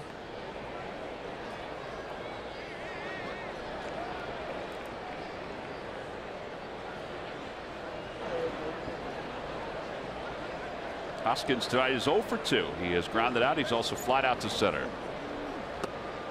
Inside, 2-0.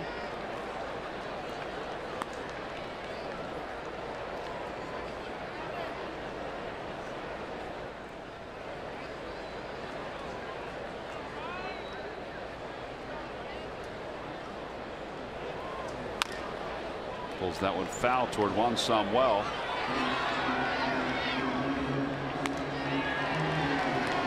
So he finds a Philly fan who is ecstatic.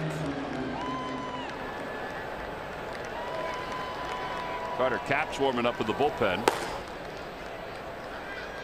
And he's got a different motion, Ben, than he used to have. That he does, Tom. 3-1.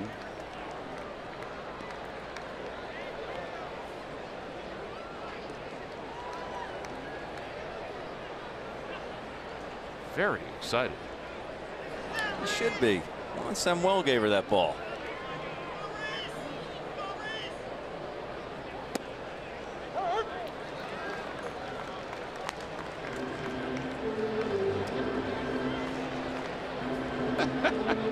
That's awesome.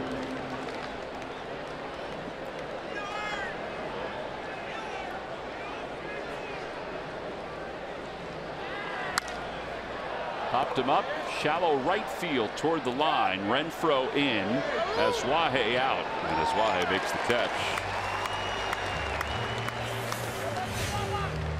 Time now for the Jeep Stump the Fans trivia answer. All right, Ben, here's the question. Who holds the Padres rookie record for most games played? So many names have gone through my mind. Did Ben Davis go through your mind? No. Why? Because I know my numbers.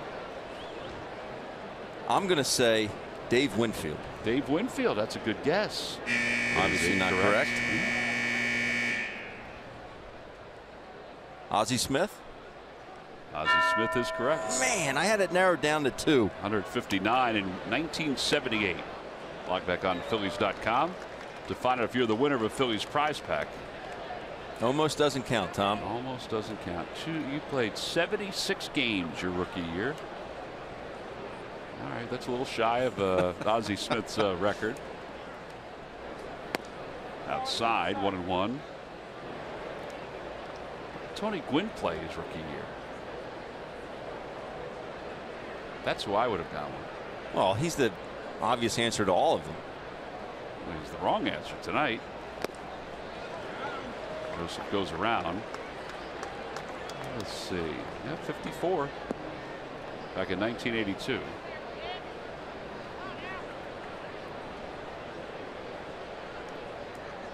What did he hit that year? 289. Ugh. What a slouch. In the dirt, 2-2. Ben was regaling Tony Gwynn Jr. There's the Tony Gwynn statue out in the park in the park. He was regaling Tony Gwynn Jr. with stories about his dad today and imitations. Fly ball, shallow right field. Renfroe will make the call on this one. And there are 2 outs here in the 7th inning. It really is amazing how he has not only the same voice, but the same laugh. And it's that infectious laugh that it just, you know, he was a couple lockers down. There's Junior. It's just incredible. He would come out and shag balls for us in center field when he was just in high school. That is a beautiful statue. Sure is. Out in right center field. Beautiful statue for a beautiful man. Maikel Franco waves at the 95-mile-an-hour fastball, and it's 0-1. This will be the 100th pitch of the night for Lamet, who hit Franco back in the 5th inning.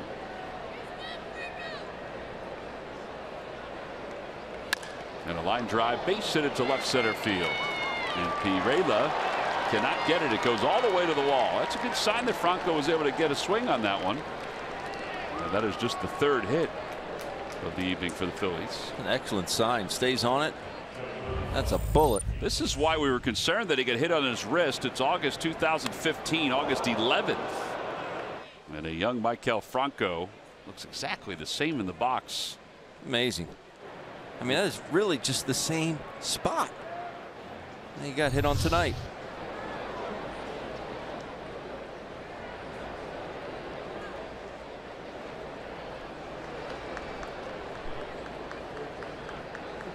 Kim tonight is 0 for 1. Walked in the 3rd, flied out to right field his last time up.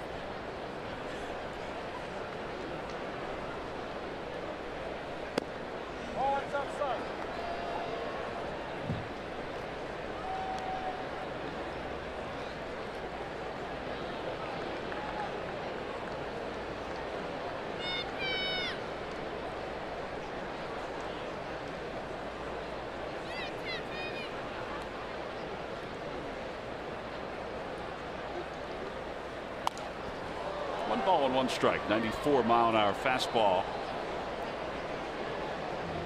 We got a race for the baseball pen. Oh, it almost hit our colleagues down there in the radio booth.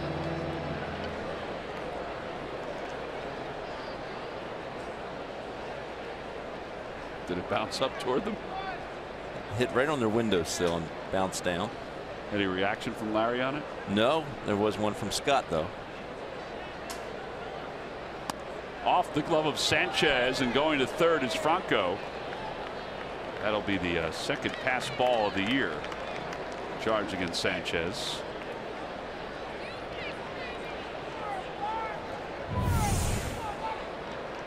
Just doesn't get his mitt up in time.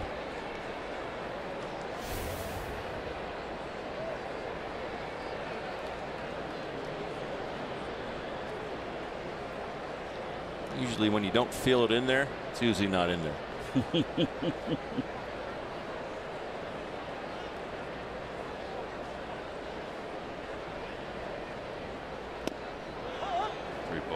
2 balls, 2 strikes.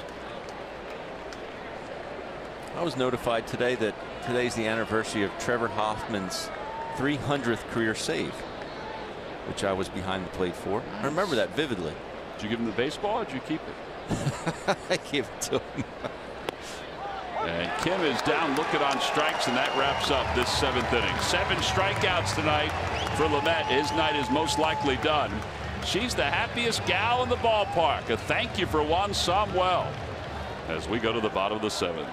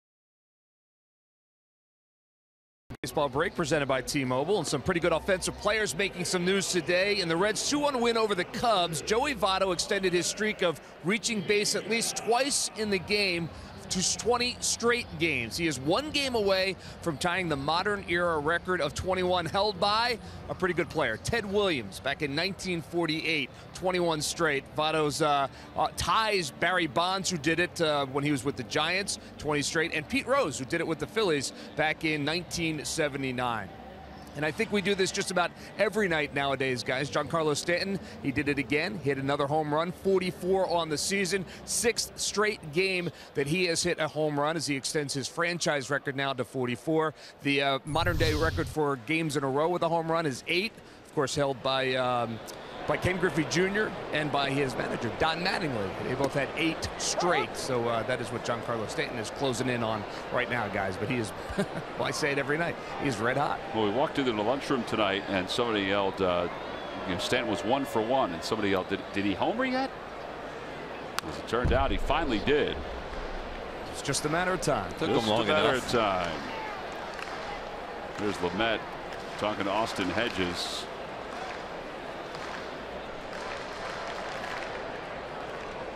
Lamet's given up just the 2-run home run to Alfaro tonight. 3 hits overall in 7 innings of work. I like this stuff. Definitely left a few pitches up the Phillies could have taken care of, but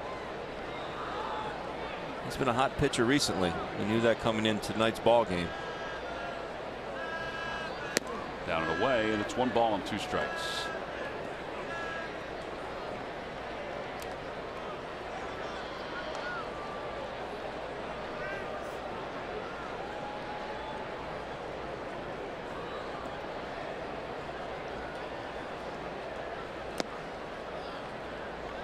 Every time the Phillies pitchers retire, the opposition 1-2-3. Comcast will make a contribution to Phillies charities. Phillies baseball is brought to you by Xfinity. Xfinity X1 will change the way you experience TV.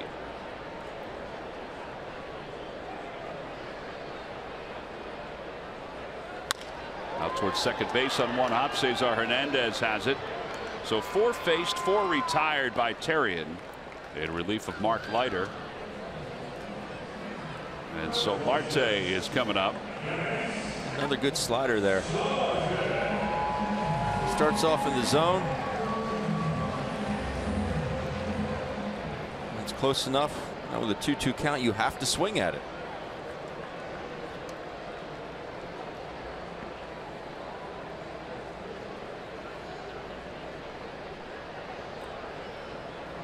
So Marte takes a strike, and it's 0-1, 95 on that fastball.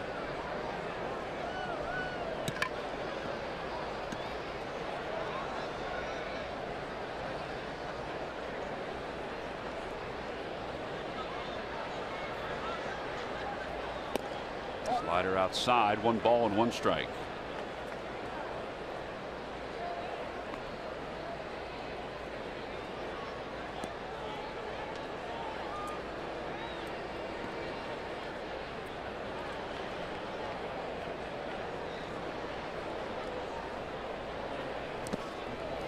Well, that ball just disappeared as it came to the plate.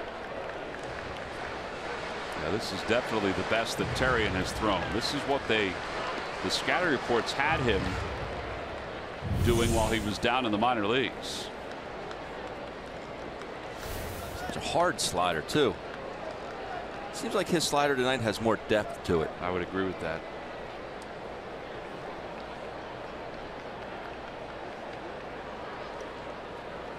Fastball. And you compliment that with 94 miles an hour. Oof.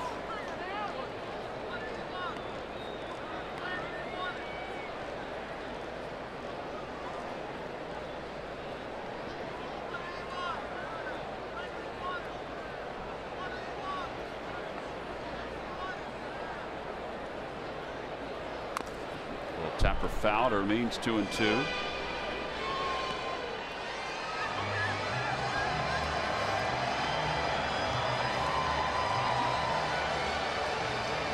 Tomorrow we'll have our first pitch at 12:40 local time, 3:40 back east. That means we'll be on the air at 3:30 on CSN. Line drive down the right field line, foul into these off the fence near the seats. Nick Pivetta. That young man needs a good outing tomorrow.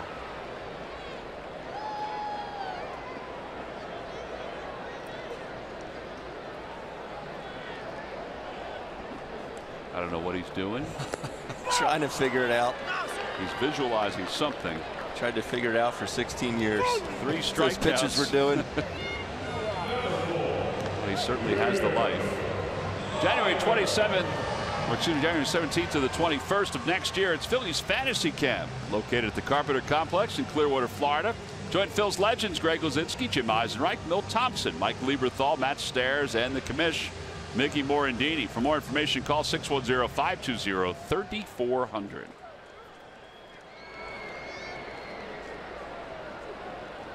Well, now 2 outs. Will Myers, the batter. That slider is moving.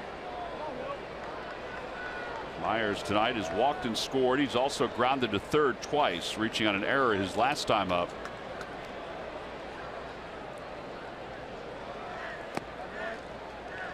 He does not bite on that.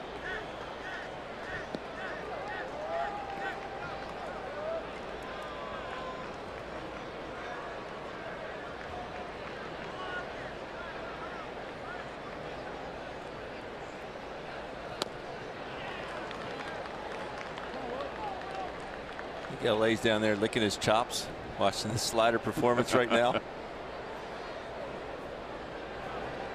He'd thrown it till they hit it.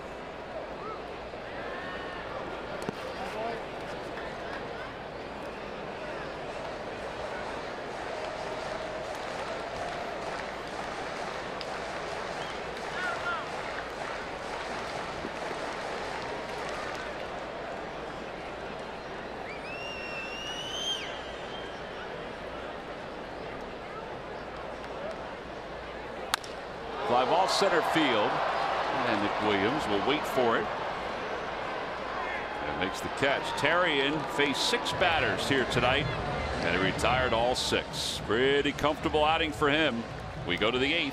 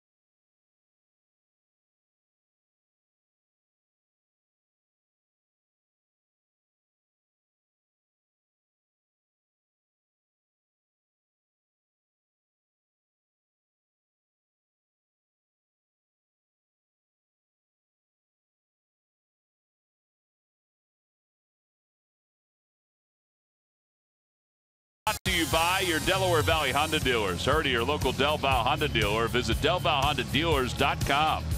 And by WB Mason. Who about WB Mason for fast, free delivery? Nobody does it better. 7 strong innings tonight from Dinelson Lamet, who strikes out 7 over 7 innings. Coleman comes on to play shortstop just as he did last night as part of a double switch, and Carter Capps is the new pitcher for the Padres. 3 games have not gone all that well for Carter Capps. His earned run average pretty high. 6 hits and 2 2/3. Last time we saw Capps, he had a little different delivery to the plate. He was kind of hopping on the mound. Major League Baseball has forced him to change his delivery over the last couple of years. He had arm problems last year, so he had some time to work on it. Been thrown out there for about 45 minutes. He was out in the bullpen throwing for a while. He'll face Jorge Alfaro to lead it off.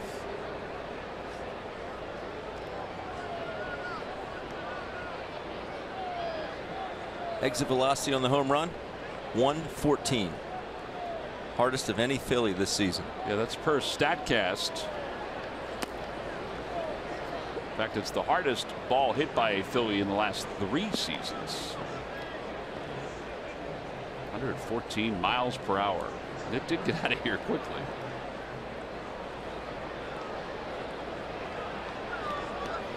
One of those jets at Miramar taking off. He is the 9th native of Colombia to homer in a major league game. Out towards second base on 1 hop. And 1 out. Alfaro was hustling up the line. Here's the home run we were talking about. And it was a seed. Lamet hangs it. Alfaro bangs it. Marco's reaction, it's priceless. Just play this one off the wall.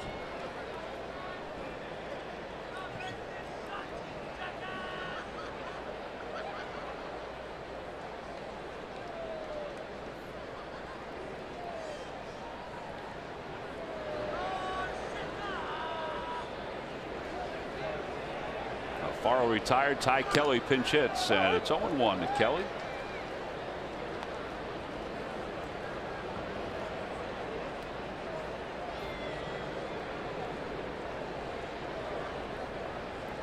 Four hits as a pinch hitter this year. All four are doubles. 0-2.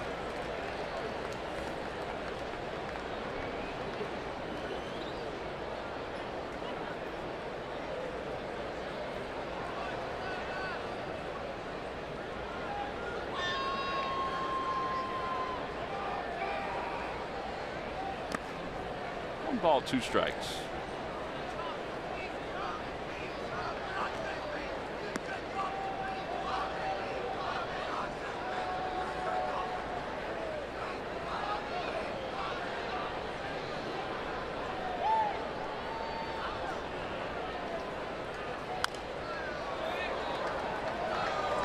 Great grab by somebody in the second level.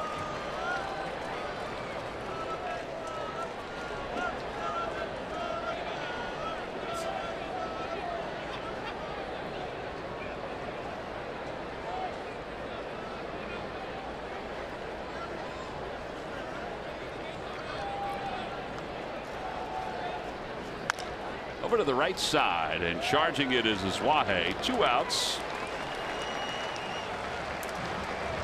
And Cesar Hernandez was coming up. Well, we mentioned it before. The Chicago Cubs are coming to town. Your chance to see the world champions. The series begins Friday, August 25th. It wraps up on Sunday, the 26th. The Cubs find themselves a game and a half over the St. Louis Cardinals as play began tonight. Cubs, though, lost to the Reds 2-1.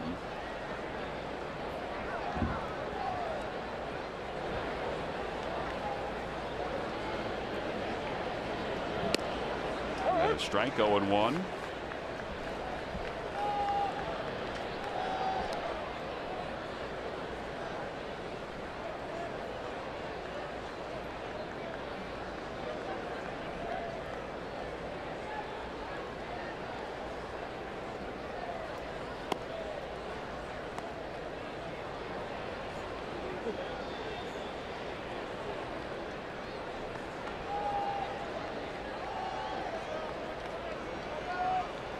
Will be Milner warming up in the bullpen.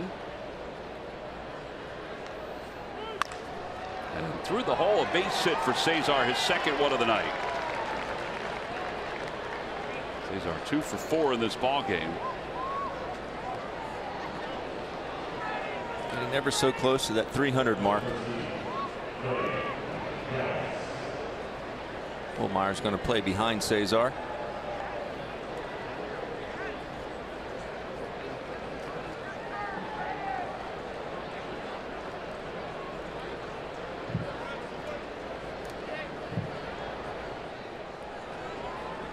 Freddie is 0 for 3, 2 for 8 in the series now. Phillies with that base hit, they have 4, 2 by Cesar. And a pitch on the outside corner. It's 0-1.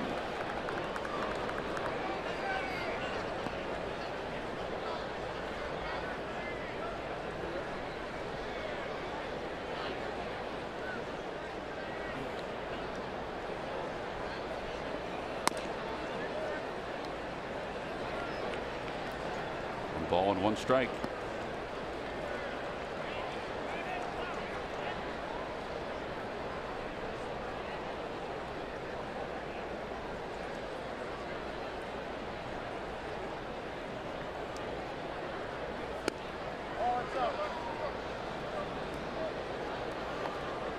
Freddie could use a knock right here. He's had a rough night at the plate. Some awkward swings out of Freddie tonight.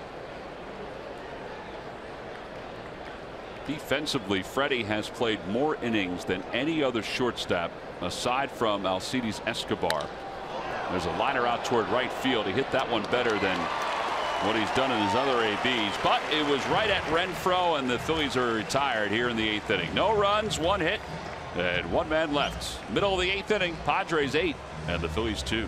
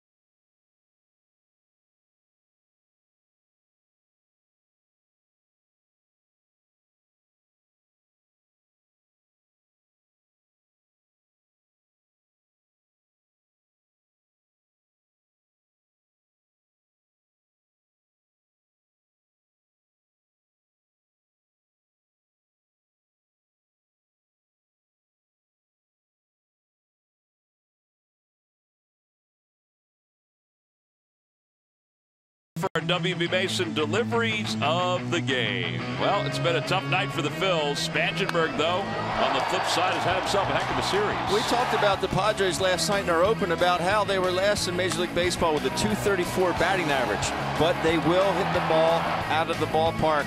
Jorge Alfaro did that for the Phillies tonight. Rhys Hoskins did it last night, but unfortunately, the Padres have done it a few times this evening. They will hit their home runs. Sanchez. It's always important, Ben, to hesitate when you get to the third base bag. You never know what could happen. That bag might move on you, but they are your WB Mason deliveries of the game. Obie Milner will take over here in the bottom of the 8th inning. Milner takes over for Justin Terrian, who pitched 2 very effective innings. 2 innings for Terrian, 3 strikeouts. And Spangenberg takes strike 1.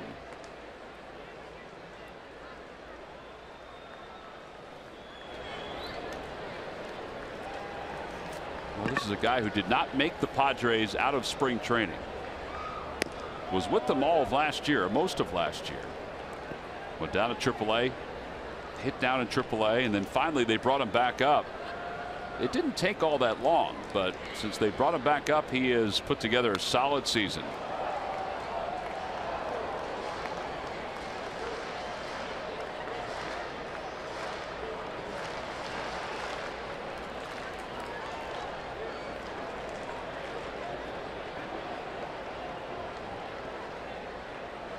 One ball and 2 strikes to Spangenberg. Swing and a miss. And they finally have retired him and kept him off the base paths. He had a fielder's choices last time up, but still scored a run.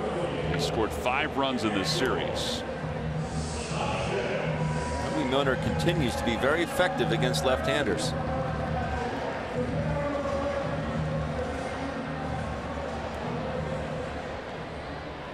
Sanchez, the hitter, he's 1 for 3. A 2-run home run from the left side of the plate his last time.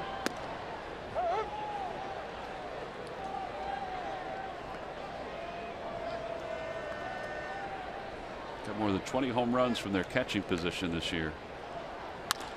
Bouncer back toward the middle. That'll be a base hit. 1-out single.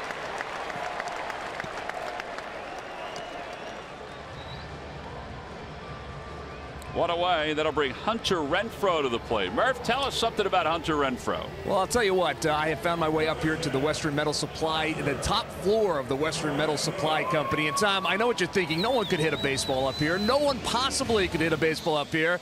Well, Tom, you're wrong. Here's today's BMW home run replay, brought to you by your Delaware Valley BMW Centers. Hunter Renfroe, last year, September 28th, the first player ever to hit one up here on the top of the Western Metal Supply building. And then he did it again this year. This was back in April. Second time up top. How about that? See, Tom, you doubted Hunter Renfroe. I did doubt. You did. He's not only done it once, he's done it twice. I cannot tell you how far I am from home plate right now. These guys might want to tell you. I can't tell you. But I'll tell you what a shot. And, you know, this young guy's he's already hit 20 home runs for the Padres this year. And he's got some serious power, and you would need to get it up here. I've been doubting him his entire career, I know, Murph. Tom. I know. You just got to trust me, Tom. He hit one up here. Two as a matter of fact. Murph, I've been trusting the process for the last couple of years. I can't trust everybody. 1-2 to Renfroe. Murph, those were shots. I mean, they were shots. Yeah. How would it be to do a game from up there, Murph? Well, you could certainly do a game from up here. You could see everything. Might be tough to call balls and strikes from up here, but like right there. We're far away. Like right there. Would you have called that high? I would have. No, I would have called that outside. Really? No, it wasn't. Well, no. I mean, it must have been because it wasn't a strike. Renfroe fouls that one off the mask of Alfaro. 2-2. What do they got going on up there, Murph? We're partying. It's been a party all night. I've been up here for like 5 innings. You were slurring a little bit. It's late, Tom. It's late. 3 balls and 2 strikes. Sanchez leads off first. Ben, if you were playing here, could you put one up there? No. I know my limitations, Tom. Could you put one 2 rows deep out there? Yeah, I could.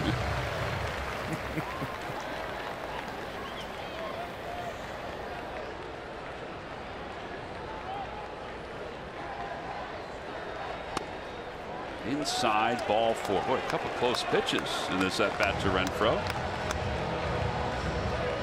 And the 2 runners on.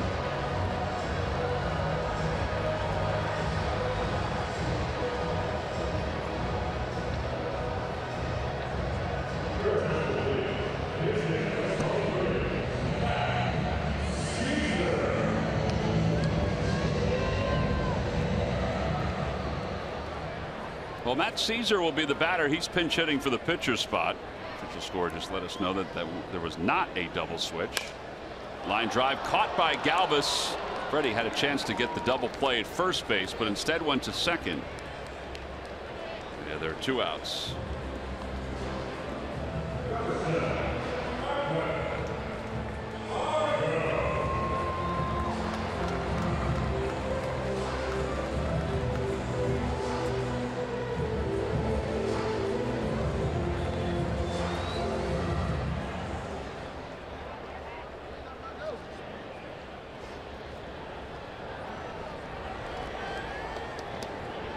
Margot is 0 for 4 tonight.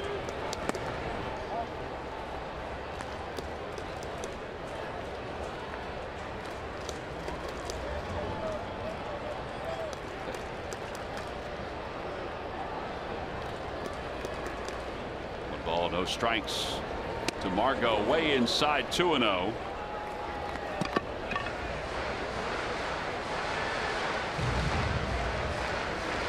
Wahe in the on-deck circle, but he certainly doesn't want to load up the bases, even though, as Ben said, he's been effective against these left-handed hitters.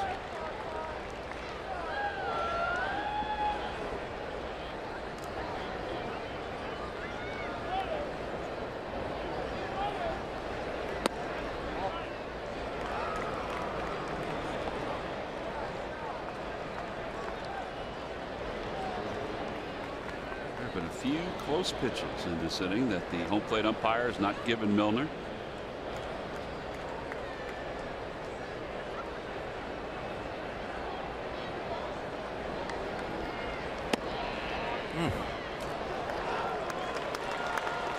Well, back-to-back walks, and now the bases are loaded for Aswahe. Take a look. This one's on the line. I think both of those have to be strikes. Yeah, Pete's asking where the pitches were to Sam Holbrook.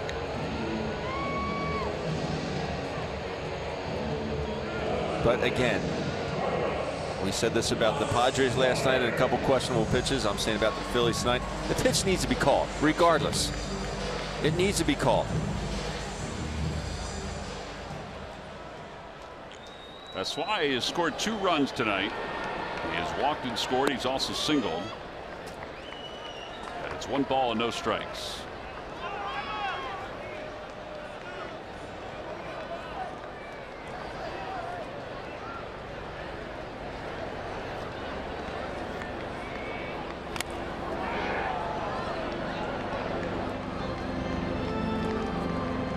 One ball, 1 strike.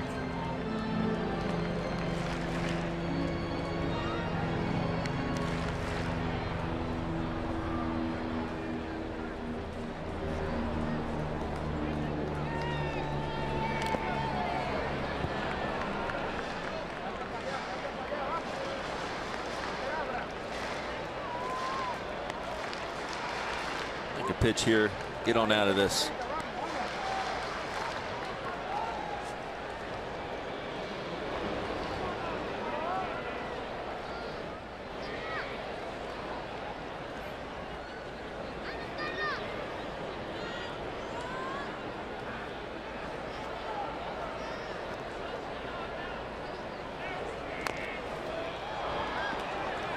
See, that's what I like, lefty on lefty with Milner, is his ability and willingness to go inside on these lefties. All these times these guys, oh, I got a lefty in the mountain. I'm going to be diving away, away, away.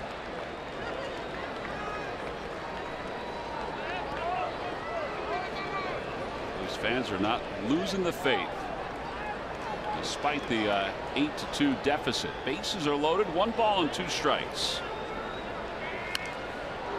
Foul ball back.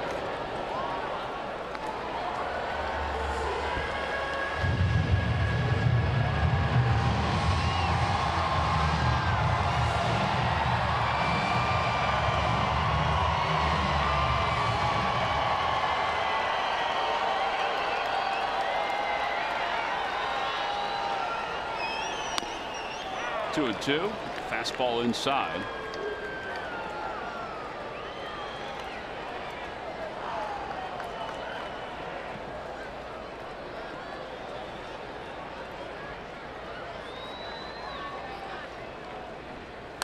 Little tapper right side. Milner gets over to cover. Get over there quickly, but Tommy Joseph will just take it to the bag himself, and Milner works out of a bases loaded jam here in the 8th inning. No runs, 1 hit, and 3 men left. Last chance for the Phils when we come back in the 9th inning. Nick Williams will lead it off.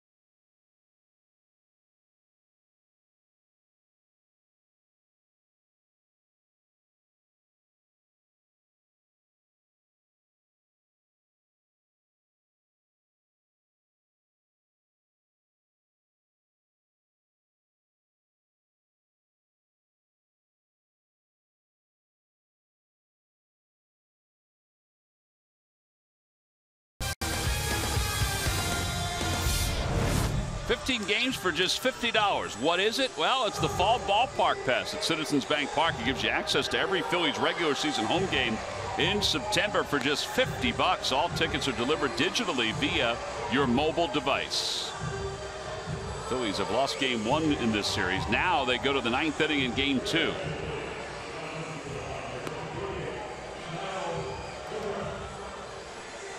And they'll face Kyle McGrath, the left-hander. McGrath on in relief of Carter Capps, and he'll face Nick Williams, Rhys Hoskins, and Tommy Joseph.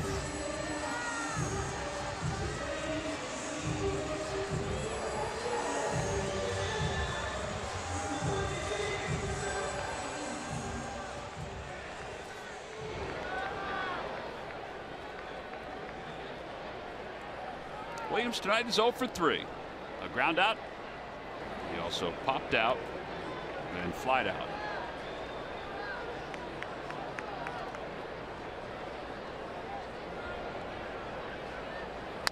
Ground ball through the hole on the right side.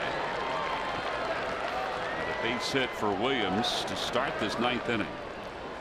You know, we refer to the Iron Mike pitching machine so often during games over the last few years, and very rarely will you see an Iron Mike pitching machine. The Iron Mike pitching machine is the old metal pitching machine that sort of comes in a curl over the over the top of the machine and then fires the straight arm, spring mounted.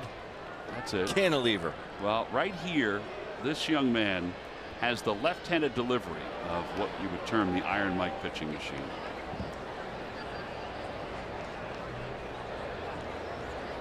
I mean, right over the top. I mean, there is no angle at all. And he gets that lean with that front right shoulder. Change up there.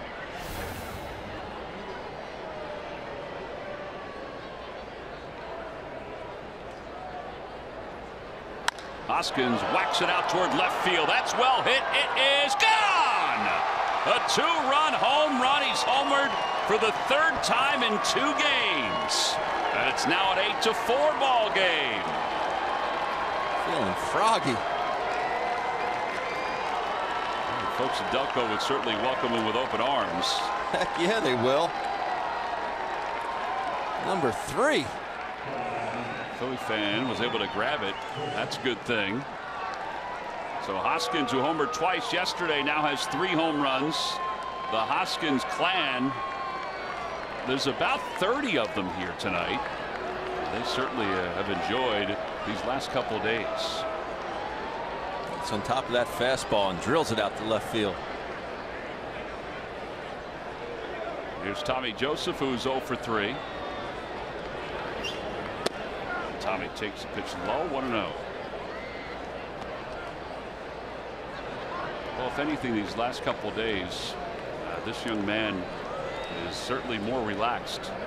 At least it seems that way.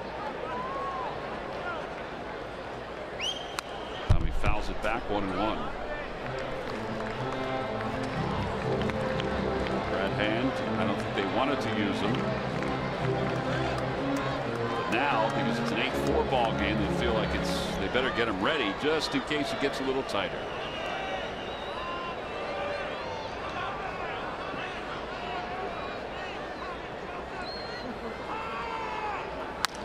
Down the right field line. And Renfroe makes the catch at fair territory. Even if the Phillies aren't able to mount a complete comeback, maybe this will get them going and give them a little bit of momentum for tomorrow. Just really like that leg kick. It's so slow and methodical. And that ball got out in a hurry. I don't think it quite reached Jorge Alfaro velocity.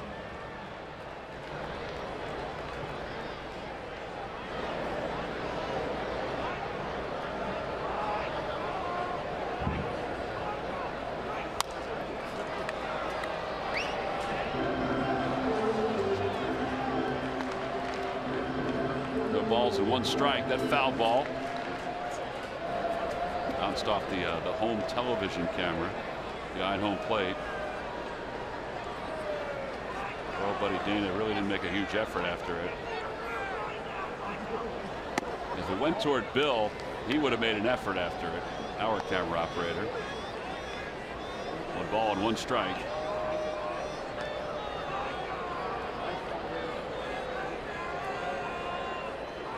Franco doubled his last time up. Inside and 2 balls, 1 strike.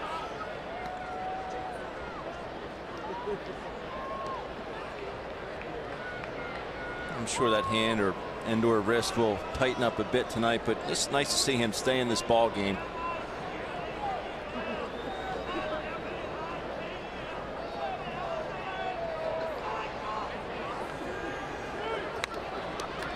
Spins it foul, and it's 2-2.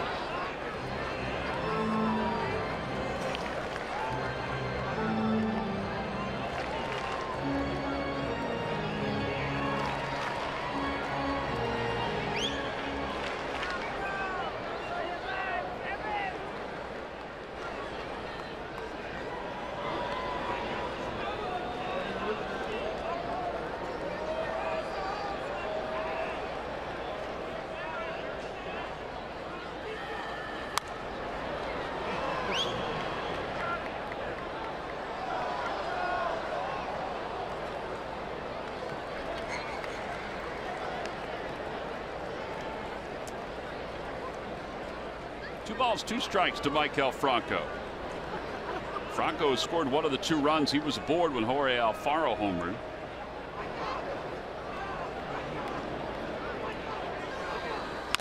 The bouncer over to third, foul ball. The 2 Phillies rookies have put together the home runs today. Have driven in the runs the Phillies have on the board.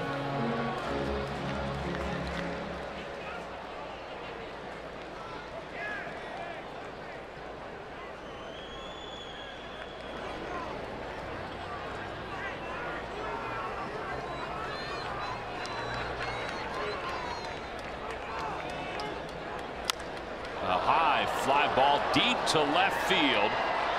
Pirela, though, is a few steps from the wall, makes the catch.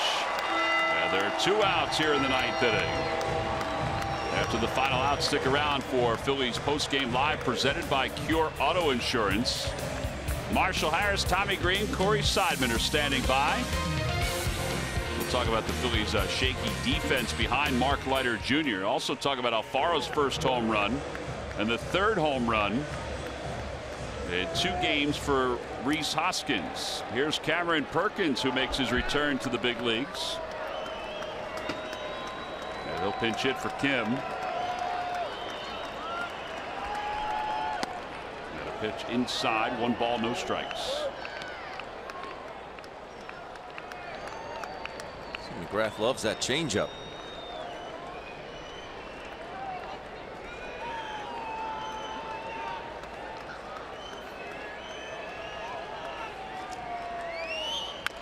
Over to third base. Spangenberg waits for it. The Padres have won the first 2 games of this series as they win it tonight by a final score of 8-4. Spangenberg had another big night offensively. The Phillies offensively, well, they managed 4 runs, 2 2-run home runs, but that is it. They were unable to climb closer against the Pods. Our Chevrolet player of the game, Dinelson Lamet. Pretty good over 7 innings for the Padres tonight. He was. He did leave a couple pitches up. I think some pitches that the Phillies could have handled a little bit better, but for the most part, stuff-wise, well, he's got the stuff.